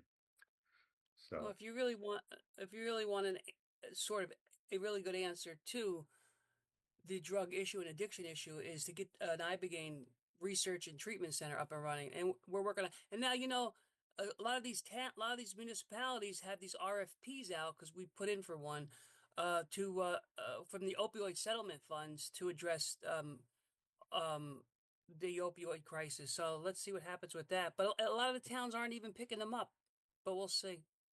but how are they using it? Are they using it in some harm reduction way? Like, I mean, they've Well, got it's safe it's an injection sites would be. I mean, I think that's a wonderful thing. So it's an RFP and you have to put in your your proposal, and I'm working with a group, and the proposal I suggested to them was to do a survey of the general public and the professionals and the medical people and see what their tolerance is to use psychedelics to address the drug addiction issue. So that was my suggestion. We're going to put the RFP in and see if we get it. All right. Well, sounds like a good But start. Luck. Good luck. yeah, But what? thank you. Yeah. Yeah. Good luck. Yeah, I'll let you know. And also, there is the First Circuit Court's going to decide whether broad federal cannabis prohibition is constitutional. There is a challenge to federal cannabis prohibition altogether because the federal government seems to be abdicating its role in enforcing prohibition. It's 38 states now have, is that what it is? 38 states have medical marijuana, and the federal government's just letting it go, and they're not interfering with it, and they're 20 some states have legalized it, and so anyway, the argument is that 39 in 3 territories. what's that? I thought the last count was 39 and 3 territories. All right, yeah, Guam, Puerto it Rico. keeps changing. So Anyway, there's an overwhelming, support for cannabis reform in the United States, and the federal government's, just letting it happen. So right now, some people are saying, well, then you have to do away with federal prohibition altogether because they're not paying attention to it. They're not enforcing their law. So anyway, there should be an interesting decision in the First Circuit Court coming. You know, Oklahoma, unless it's changed since I've been there in the 80s, you then had liquor by the wink. You couldn't buy liquor by the drink. There was laws against it. However, just walking into any club made you a member while you were in there, and basically fee that they charged was, I was a member of the club, you own that, your share of it. It was just it was like, are you kidding me? That's really it? And it is. And the only reason I know that is one time I walked in a place when I first got there. I was living in Fort Lauderdale. I going to California, ended up in Oklahoma, go figure.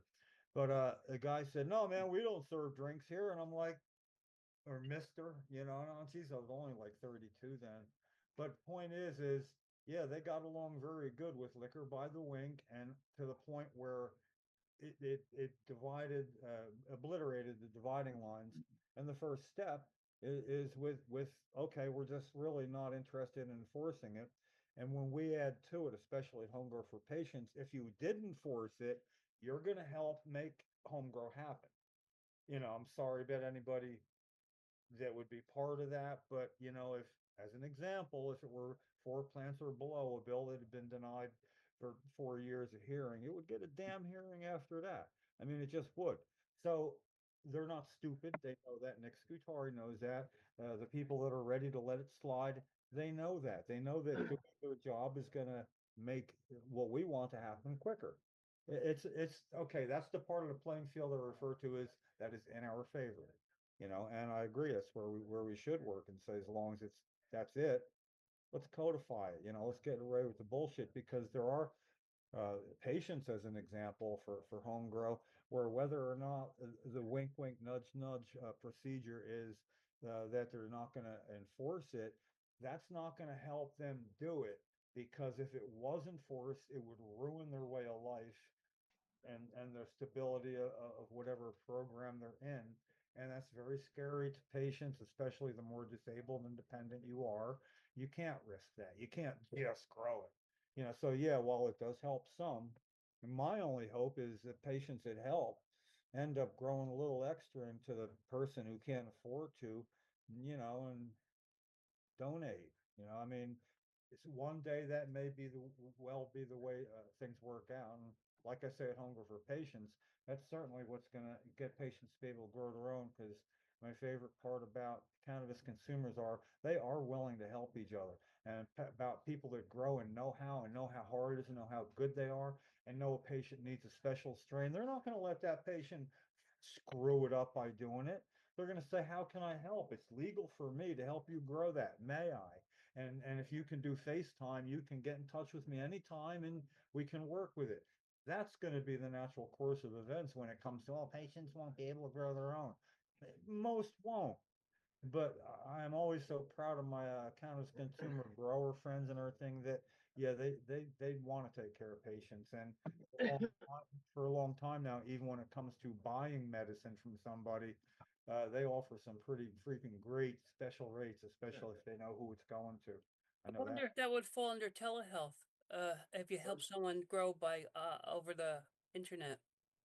What was the question about? What about that? No, I wonder if that would fall under the telehealth. If you're Wouldn't that be something, right? yeah. I think it would fall under the how do we sell You know, grow equipment to patients, and we offer this as a service. We sell you the grow lights if you want them, and we also will help you. Brian, Yeah, I think we're getting an idea for our store, for the website. Take notes, Brian, because I think we can do some classes, Yeah. how to stuff for patients. And, you know, just as long as we have, Yeah. representative plants growing, we're fine. Seeds are legal. And we take people There's through the definitely how-to. some stuff I'm working on right now unrelated to this meeting that crosses on some of the lines that Jim's talking about. That I can't really talk too much about. They're in Right. production, but all that stuff about supporting patients and stuff like that is going to be involved. Our CMNJ grow kit includes a tent, lights, your own hydroponic system, Yeah, that and would be sick. lessons at Shore Grow. Yeah, that would be sick, right? Yeah, so a bunch of stuff I'm working on I can't really talk about right now, but yeah, then- like and then we everything have our first- Jim said They is are being like Then we have recorded. our first patient grow off. yeah, Who grows the best Yeah. weed? Oh, Yeah, that it'd be reminds cool. me, Shore Grow is doing something like that. What was that? We saw they're recently. having a contest coming up. Yes. Yeah, Terp. You're talking about the Terps one? Yeah, the turf off. Yeah, I was just there Sunday. They had a good event. It was Turf small. It War. was like it was one of the vendors, a local guy, East Coast Organics, I want to say. He had Okay. a bunch of different different soil stuff to try. But then also they were doing a seed swap as well, so I had some random, nobody wanted my randoms though. But some of these Oh. guys, I was impressed, like how much. I'll Yeah. add your randoms to my randoms. Yeah, I mean they were. I was like, is anybody looking for these? They haven't been in rotation for a minute. I don't know, but yeah, nobody wanted my randoms. But yeah, everything you said, Jim, definitely. I like some of that stuff. I may or may not be working on as well concurrently, so I can't talk too much about it. Yeah, so the Shore Grow Turp Off is a grow competition. Only New Jersey grown flower judged on smell and flavor. The event date is April 13th, 2025, and the deadline to enter is April 1st, 2025. Yeah. Get your run in to compete if you'd like. This That's is your online and in person event. top Yeah, three I don't know. growers. I didn't get all the details yet from Doug myself. I'm sure but, it's going. I'm sure it's going to be. The think judging it's gonna be panel will there, too. consist of the staff and a few other veteran growers that will not be entering the competition. So, yeah, East Coast Organics. Anyway, oh, that was the vendor day. That was the thing that was that Sunday. Yeah. Yeah. That'll be a good time. I look forward to it. So anyway, yeah, Shore Grow. I meant to bring that up. Thanks for reminding me about the Shore Grow. They're very supportive of everything that we're doing, of course, and Yeah. we even got we got a tent one time when we went to the State House to show exactly what a home grow tent could look like. I mean, it's just to give them an example of what a plant in a tent is. It's just non-threatening. That's Yeah. I'm saying that we have a page on our website devoted to hi, here's our tent. Here's how easy to grow. Yeah. Would you like some literature? We have Well, all. but it'd be it's Shore Grow's tent. I mean, we don't have tents. No. That's where it's a drop ship order. Right. They I order through I our understand what website. The Michael's saying. manufacturer ships it right directly to them. We don't even have to. Was that Shore Gotcha. Grow's tent that with that thing at the State House annex we put on Peter Rosenfeld? Yeah, I think it was Peter's tent. Yeah. Yeah, Yeah. okay, it was his. Was that from Shore Grow or did he just have it? Never mind, it's being recorded. I don't want to involve Peter. He's a good guy. Leave him the fuck alone. Check the innocent. This is demonstration purposes only. Yeah, Yeah, but- demonstration purposes only. No plants have been grown in the Right. discussion of this. Right, and obviously we did not bring a marijuana plant into the State House, but Yeah. we did have a. That was a hemp plant. He's a legit rocket scientist. So Yes. I like he's standing for real. Blew me away when I saw him and his colleagues when he was like 22 standing in front of this huge circle of a jet engine of some sort of thing. Yeah, he's our rocket scientist in case we ever need one. So you got to trust what he says about a freaking plant. Excuse me, Jim, but what kind of plant is that over your shoulder there? Oh, I don't know, Kathy. What kind of plant do I have over my shoulder here? Canadian maple leaf. Do you know the name of your plant? You got like 10 seconds. We're not holding on. We got like about 8 people waiting on finding out what this wonderful indoor plant is. We're waiting with bated breath. Here we got you're on camera, go ahead. I have this plant right here. Well, that's That is cool. 50 years old. Wow. Gave it What to- is it? It's Yeah. called a Dracenia, a Draceana. It's been in Draconia? the spot for 50 years. Wow. Wow. She gave it to me. 50. I've been in my house for 50 years. All right. That's Thanks, wild. Kathy. There you go. All right, we're going. I don't know what this is. We don't care. Goodbye. I'm about to cut this one. I just wanted to make sure you weren't going to get in any trouble, Jim. No, I'm just. I hear you. I said goodbye to you. He does that to me all the time. Yeah, I'm a known quantity. I'm surprised she doesn't back away from me at certain times. You know, I'm a known thing, and you know, it's if you're somewhere and there's music on and it's Molly Hatchet's flirting with disaster. At the end, she'll start stepping back because I help him out or something. You know, I am a known quantity. You know, I can't defend myself either. So. I am what I am. I'm like Popeye. Oh, So Illinois added 4 medical marijuana conditions to their medical marijuana program, including female orgasmic disorder. Never heard of that one before as marijuana helping, but depositories. is it? Yeah, suppositories. What are the other conditions, Ken? As lube. Whoopi Goldberg made a lot of money off of that. As orgasmic helper. Oh, really? Hmm. Oh, yeah, because Hey, topical. It relaxes any inflammation, relaxes the muscles in the area, brings more blood flow into the area. Bing, bing, bing, bing. Boom. That'll do it. That's yeah, it. all On sounds like 12 good stuff. cylinders at that point. Illinois Department of Public Health announced Thursday that patients diagnosed with endometriosis, ovarian cysts, There you go. uterine fibroids, and female orgasmic disorder can now register under the state's compassionate use of medical marijuana program, bringing the total number of qualifying conditions to 56 there in Illinois. So all I think we should gynecological. That's straight up something similar here. That we got a lot of women that suffer from those. Mm.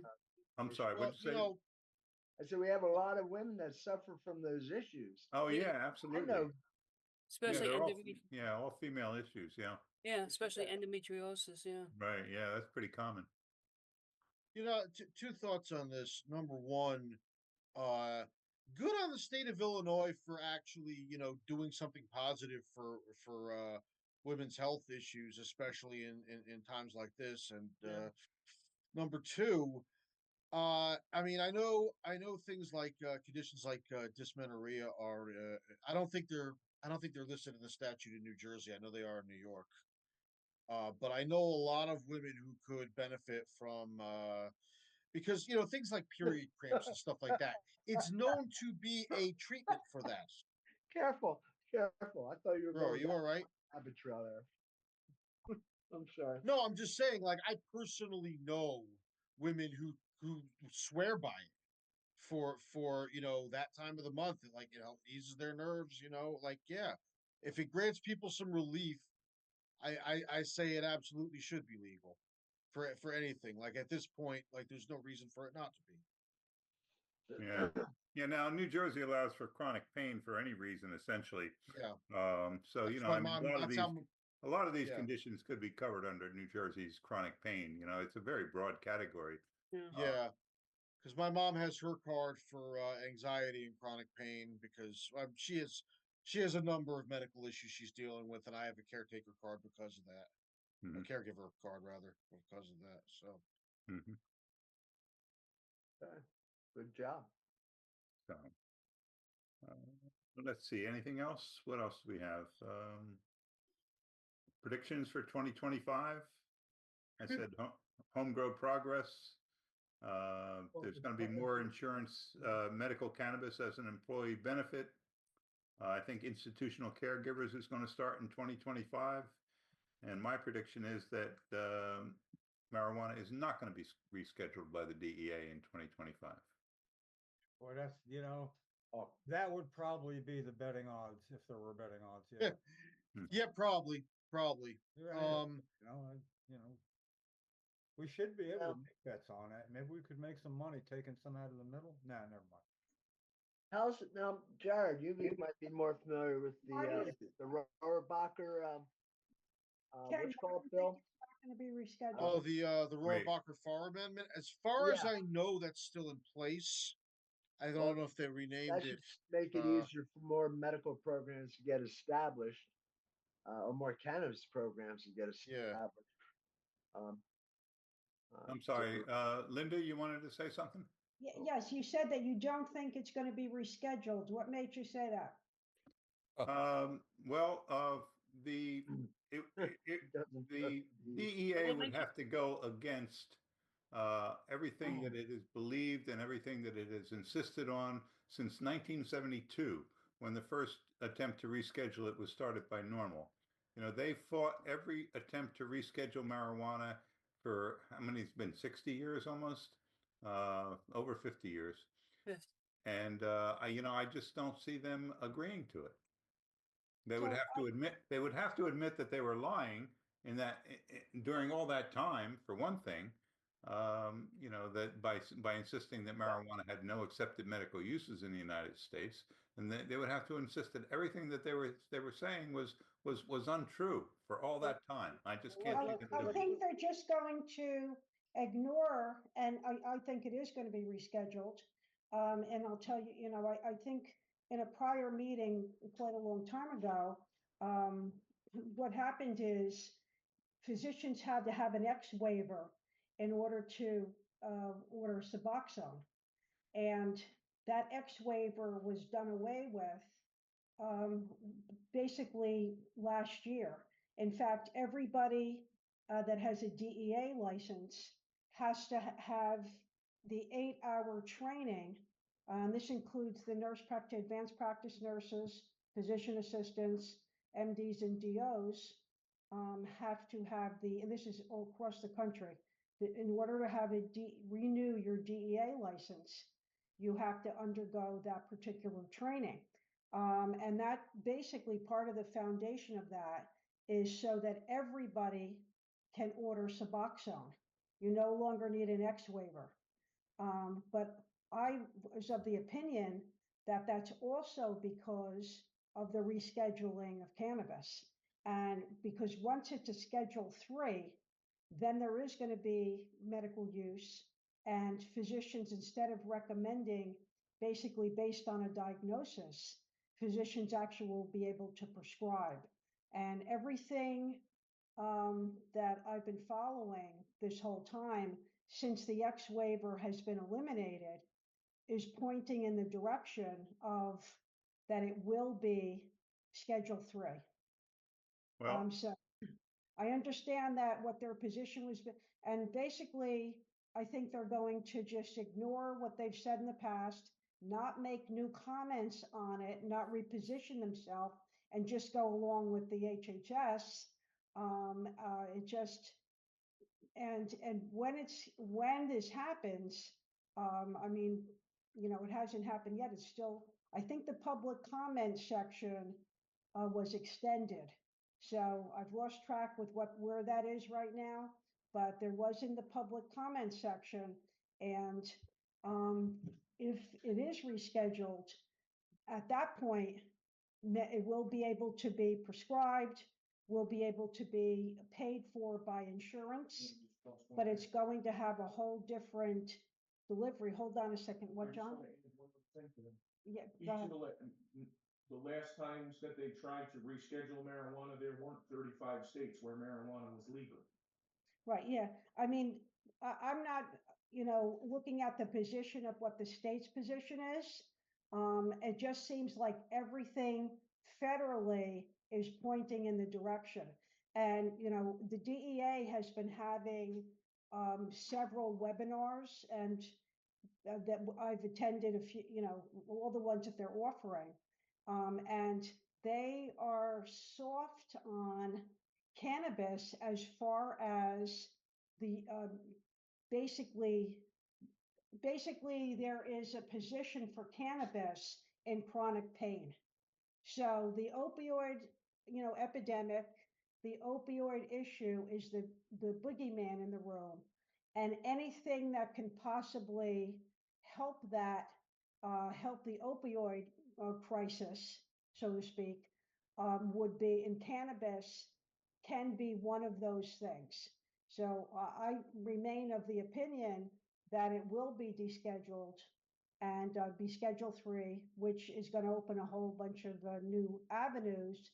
That I do not believe that's going to help on the statewide at all. It would not help with existing businesses.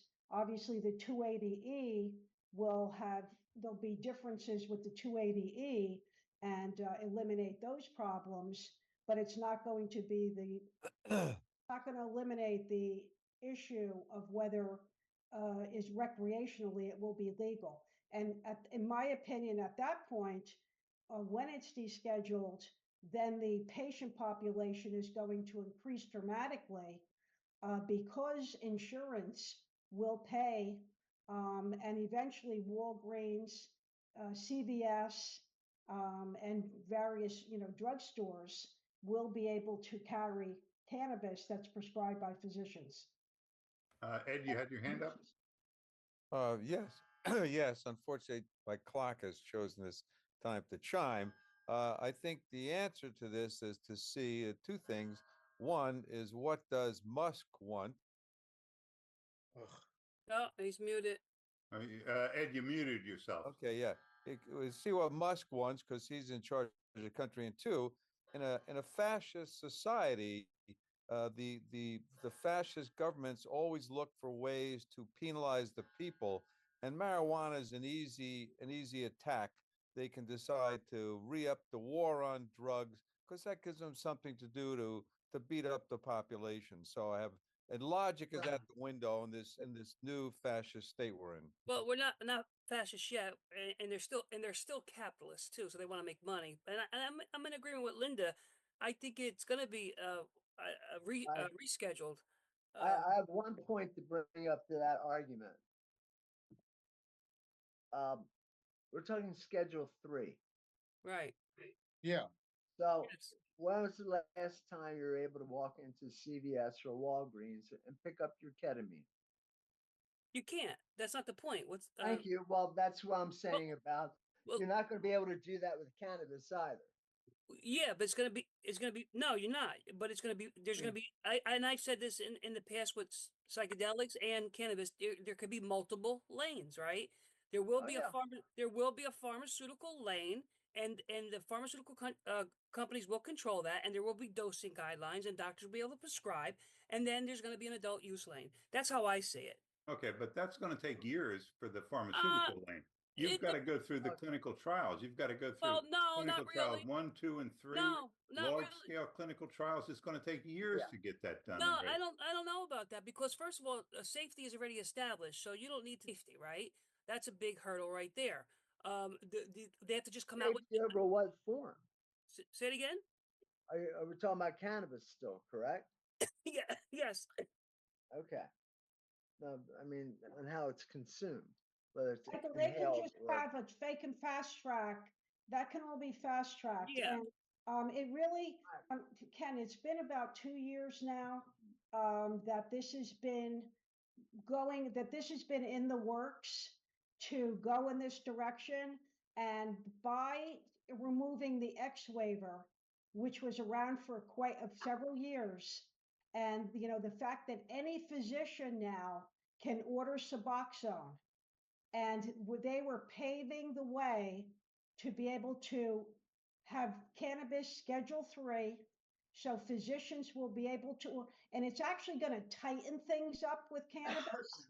Yeah. I mean, states will be able to do what they're doing, but it's putting it in the pharmaceutical hands, and I mean, it will open up avenues for patients as far as costs and everything.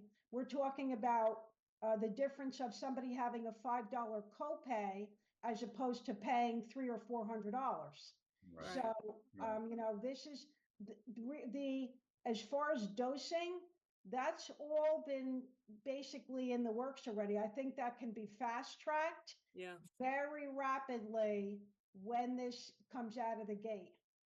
Once they reschedule, they'll have everything done within a year, 2 years. And so, but I'm with Ed as well because this is a crazy administration. You got the Elon Musk and the RFK Juniors, and then you got other people in the administration that are very anti-cannabis. So it's very interesting to see where this is going to go.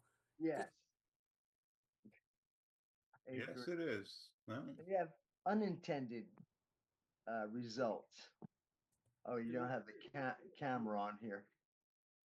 You know, and to be totally fair, again, I'm trying to, you know, split the baby, so to speak. I mean, Ed, you know, yeah, you've offered us a worst case scenario, and that is something that we need to keep in the back of our minds.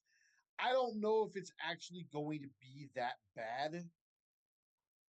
At least not. I mean, certainly gonna be bad for some people. I can tell you that much. But you know, I don't think he wants to do anything that's going to endanger the pocketbooks of people like Elon Musk, Peter Thiel, Jamie Dimon. I could, you know, just to name a few.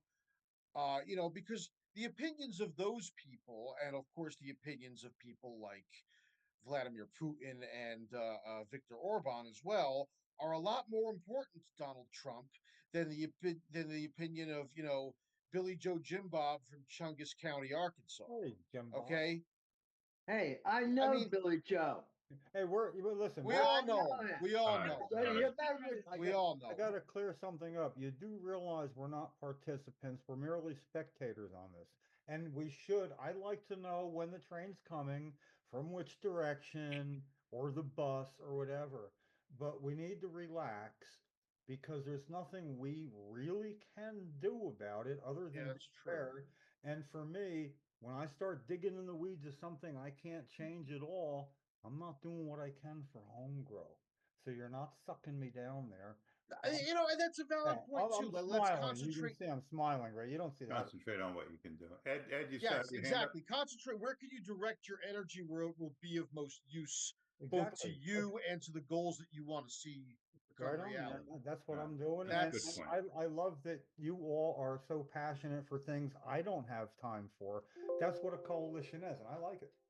Ed, Oh, unmute yourself. actually, I forgot to take it down, but I just wanted to comment that again, it depends when you talk about money, what big pharma wants. If whoever gives the orange slime money and says, you know, this marijuana stuff is eating into our profits, that's what's going to hold the day.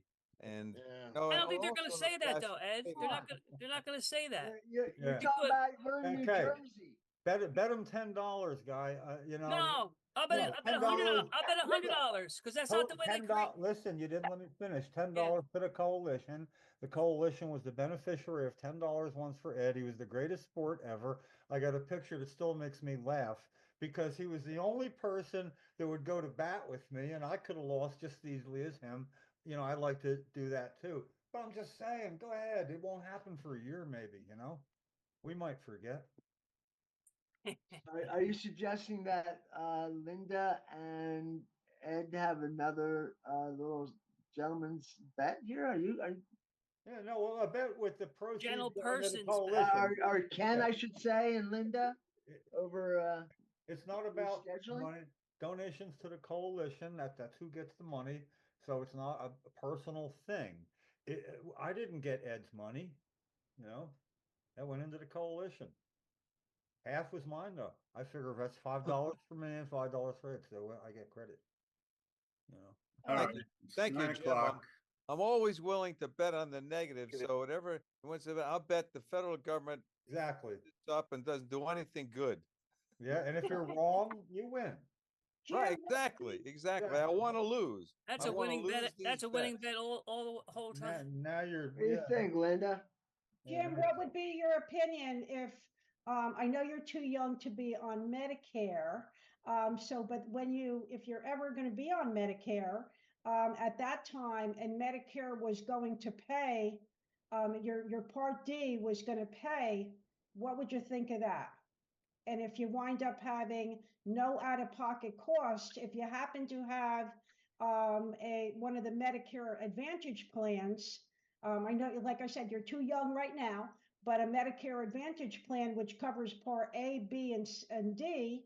And so there's absolutely no out-of-pocket cost, and you just go to your regular physician who's going to have no problem with being able to write a prescription, and you go to your local CVS and they fill your prescription and you're good to go. What do you think of that? And you get the medicine you need for the indication that you need it for. Right. I don't, because I didn't want him to slip out of it and say I can't get my strain or whatever. And what do you think your proposed timeline is for that, Linda? I think that I once this comes out, the public comment period is going on, and it may be over already. So it's kind of where they're doing this, where, you know, no one's really paying too much attention to it.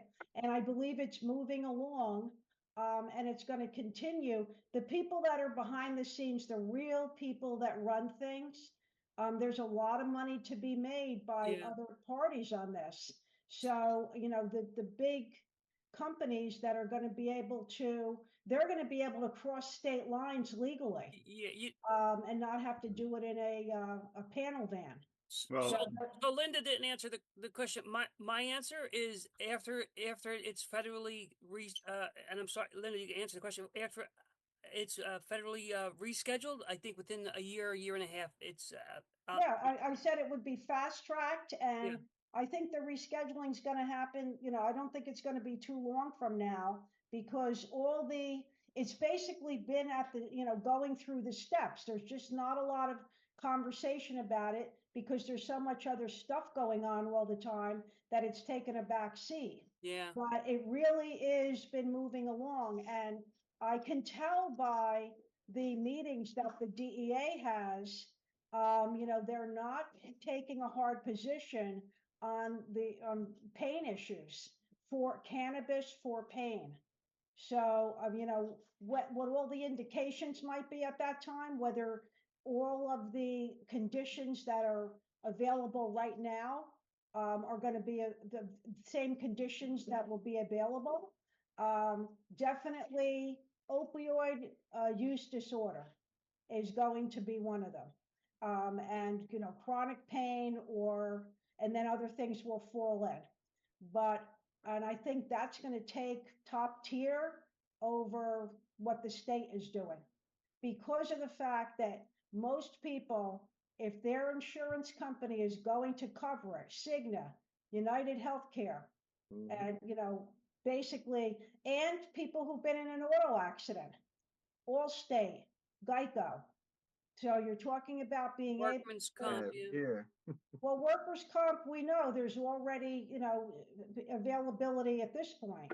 But, you know, now we're talking about very broad coverage. And that's the direction this has been going in. And every physician that has a DEA license is going to be able to prescribe. Right. So if it's approved by the end of this year, I say by the end of 2026, that's my prediction. But a year. Yeah, I think it's going to be fast tracked. I mean, all the things that we know normally happen was when something is putting out there, and all the testing and blah, blah, blah. I mean, that's just, it's miraculously just like things that happen by miraculous that we don't know how they do it. But it seems like it's going in that direction. You think the COVID vaccine got fast tracked and done fast? This will get done faster. Right, you're right. Think about how they pulled that one off. Because there's so much friggin' money behind it. That's why. And the amount of money that it's going to make. I mean, you know, there's not a lot of, you know, physicians that have become recommenders, but now you're talking about an army of physicians, and it's, you know, and nurse practitioners, all advanced practice nurses that can, you know, advanced practice nurses are much more autonomous than physician assistants are. The only point of contention I have with what you said a little bit there, Linda, or a lot of it, is that I think the psychedelics will have more of an effect on the opioid use disorders and the other conditions, as far as I'm concerned. Yeah, I I agree. agree with you, Guy, Oh. but I don't think that the DEA is gonna be as, I mean, obviously ketamine things are scheduled already, but they're not as soft as they are with cannabis now. They're not, they got soft, and they're just Oh. indication that that's what's coming down from the top. That's what I've been working with my doctors for years, my pain management doctors. Um, I was at for several years. Um, yeah, I should write this stuff down. But no, it's part of my story. I was at 100 microunits of ketamine an hour for several years, and we worked. Looked up the articles and found them, brought them to my doctors, and using cannabis concentrates. And that's why I was trying, hoping to lobby that we uh, get them here sooner. Now that they're here, I've been um, using them down to the lowest pharmaceuticals that I've ever been on. I got hurt when I was 23. Uh, I've been disabled for 30 years now. So what I'm saying is cannabis made a big thing. It wasn't opiate use disorder, but with chronic pain and being able to use it to reduce the amount of opiates along with the cannabis. It's not an either or thing. I use it with. So that's where I'm at with my doctors and cannabis. I'm agreeing with Linda right there. Well, I hope you're right, Linda, in terms of your rescheduling on a sooner rather than later basis. I'm not convinced that it's going to happen, but I hope you're right, and I hope I'm wrong. Me too. Well, we'll Oh. have to see, but I think it's a lot of information going in that direction. Good. All right. It's after 9 o'clock. We're supposed to be done by now. Anything else? Good night, folks. I just Yeah. Ken, I just put in the chat. So in the month of February, every Tuesday, February 4th, 11th, 18th, and 25th, I'm going to be on this NYC Talk Radio. I'm going to have some guests on talking about ketamine assisted therapy, ibogaine. It's going to be interesting, but I'll let you when I have the schedule. I'll share it with you. Okay, great. Thanks, Guy. And I was just showing off one of the things I picked up at a local liquor store here was a 750 milliliter of, it has a total of 125 milligrams of Delta 9 THC. Wow. And for mixing with cocktails, mocktails, or whatever, it's a great alcohol alternative. It's like a jigger, an ounce and a half is about 10 milligrams. So you can dose things out properly, and it goes well with. I use, I guess, citrus drinks. Your gin-based drinks it works great with, but I'll let you Well, guys. that's one of the things that Senator Scutari wants to get rid of. I mean, it's obviously being sold in an unlicensed I'll be off place. the call We in a don't have moment. any regulations for that. Oh, Like, sorry. you don't know where the marijuana is coming from. You don't. It's not regulated. Yeah. It's not This regulated. is the Farm Bill. This is all hemp. But that's not hemp. If it's 10 milligrams per ounce and a half, that's not hemp. No. Yes, that's what I'm saying. That's what they're using as their cover for making it. This is what's available in New Jersey at the stores. We have this one store has one, two, three, like 3 or 4 rows of cannabis infused beverages. Wow. Wow. Yeah, it's Wow. I'm aware because it's right here in Morristown. Okay. I was just surprised when I saw that. When I saw this bottle, I just had to pick it up and say, "You guys won't believe this." Okay, thank you. Something for the holidays. Yes, happy holidays, everyone. We'll see you again in February. Okay. Thank you so much. Good night. All Bye, right, Linda. good night, Linda. Thank you for Bye, Thank coming. you. Thank you. Okey-dokey. Well, I'm out of here too. I thought it was a good meeting. It was, I like we have so much direction, especially thinking back 20 years when we could have a meeting a month later and one thing would be new and we'd be really freaking happy because we had something to talk about.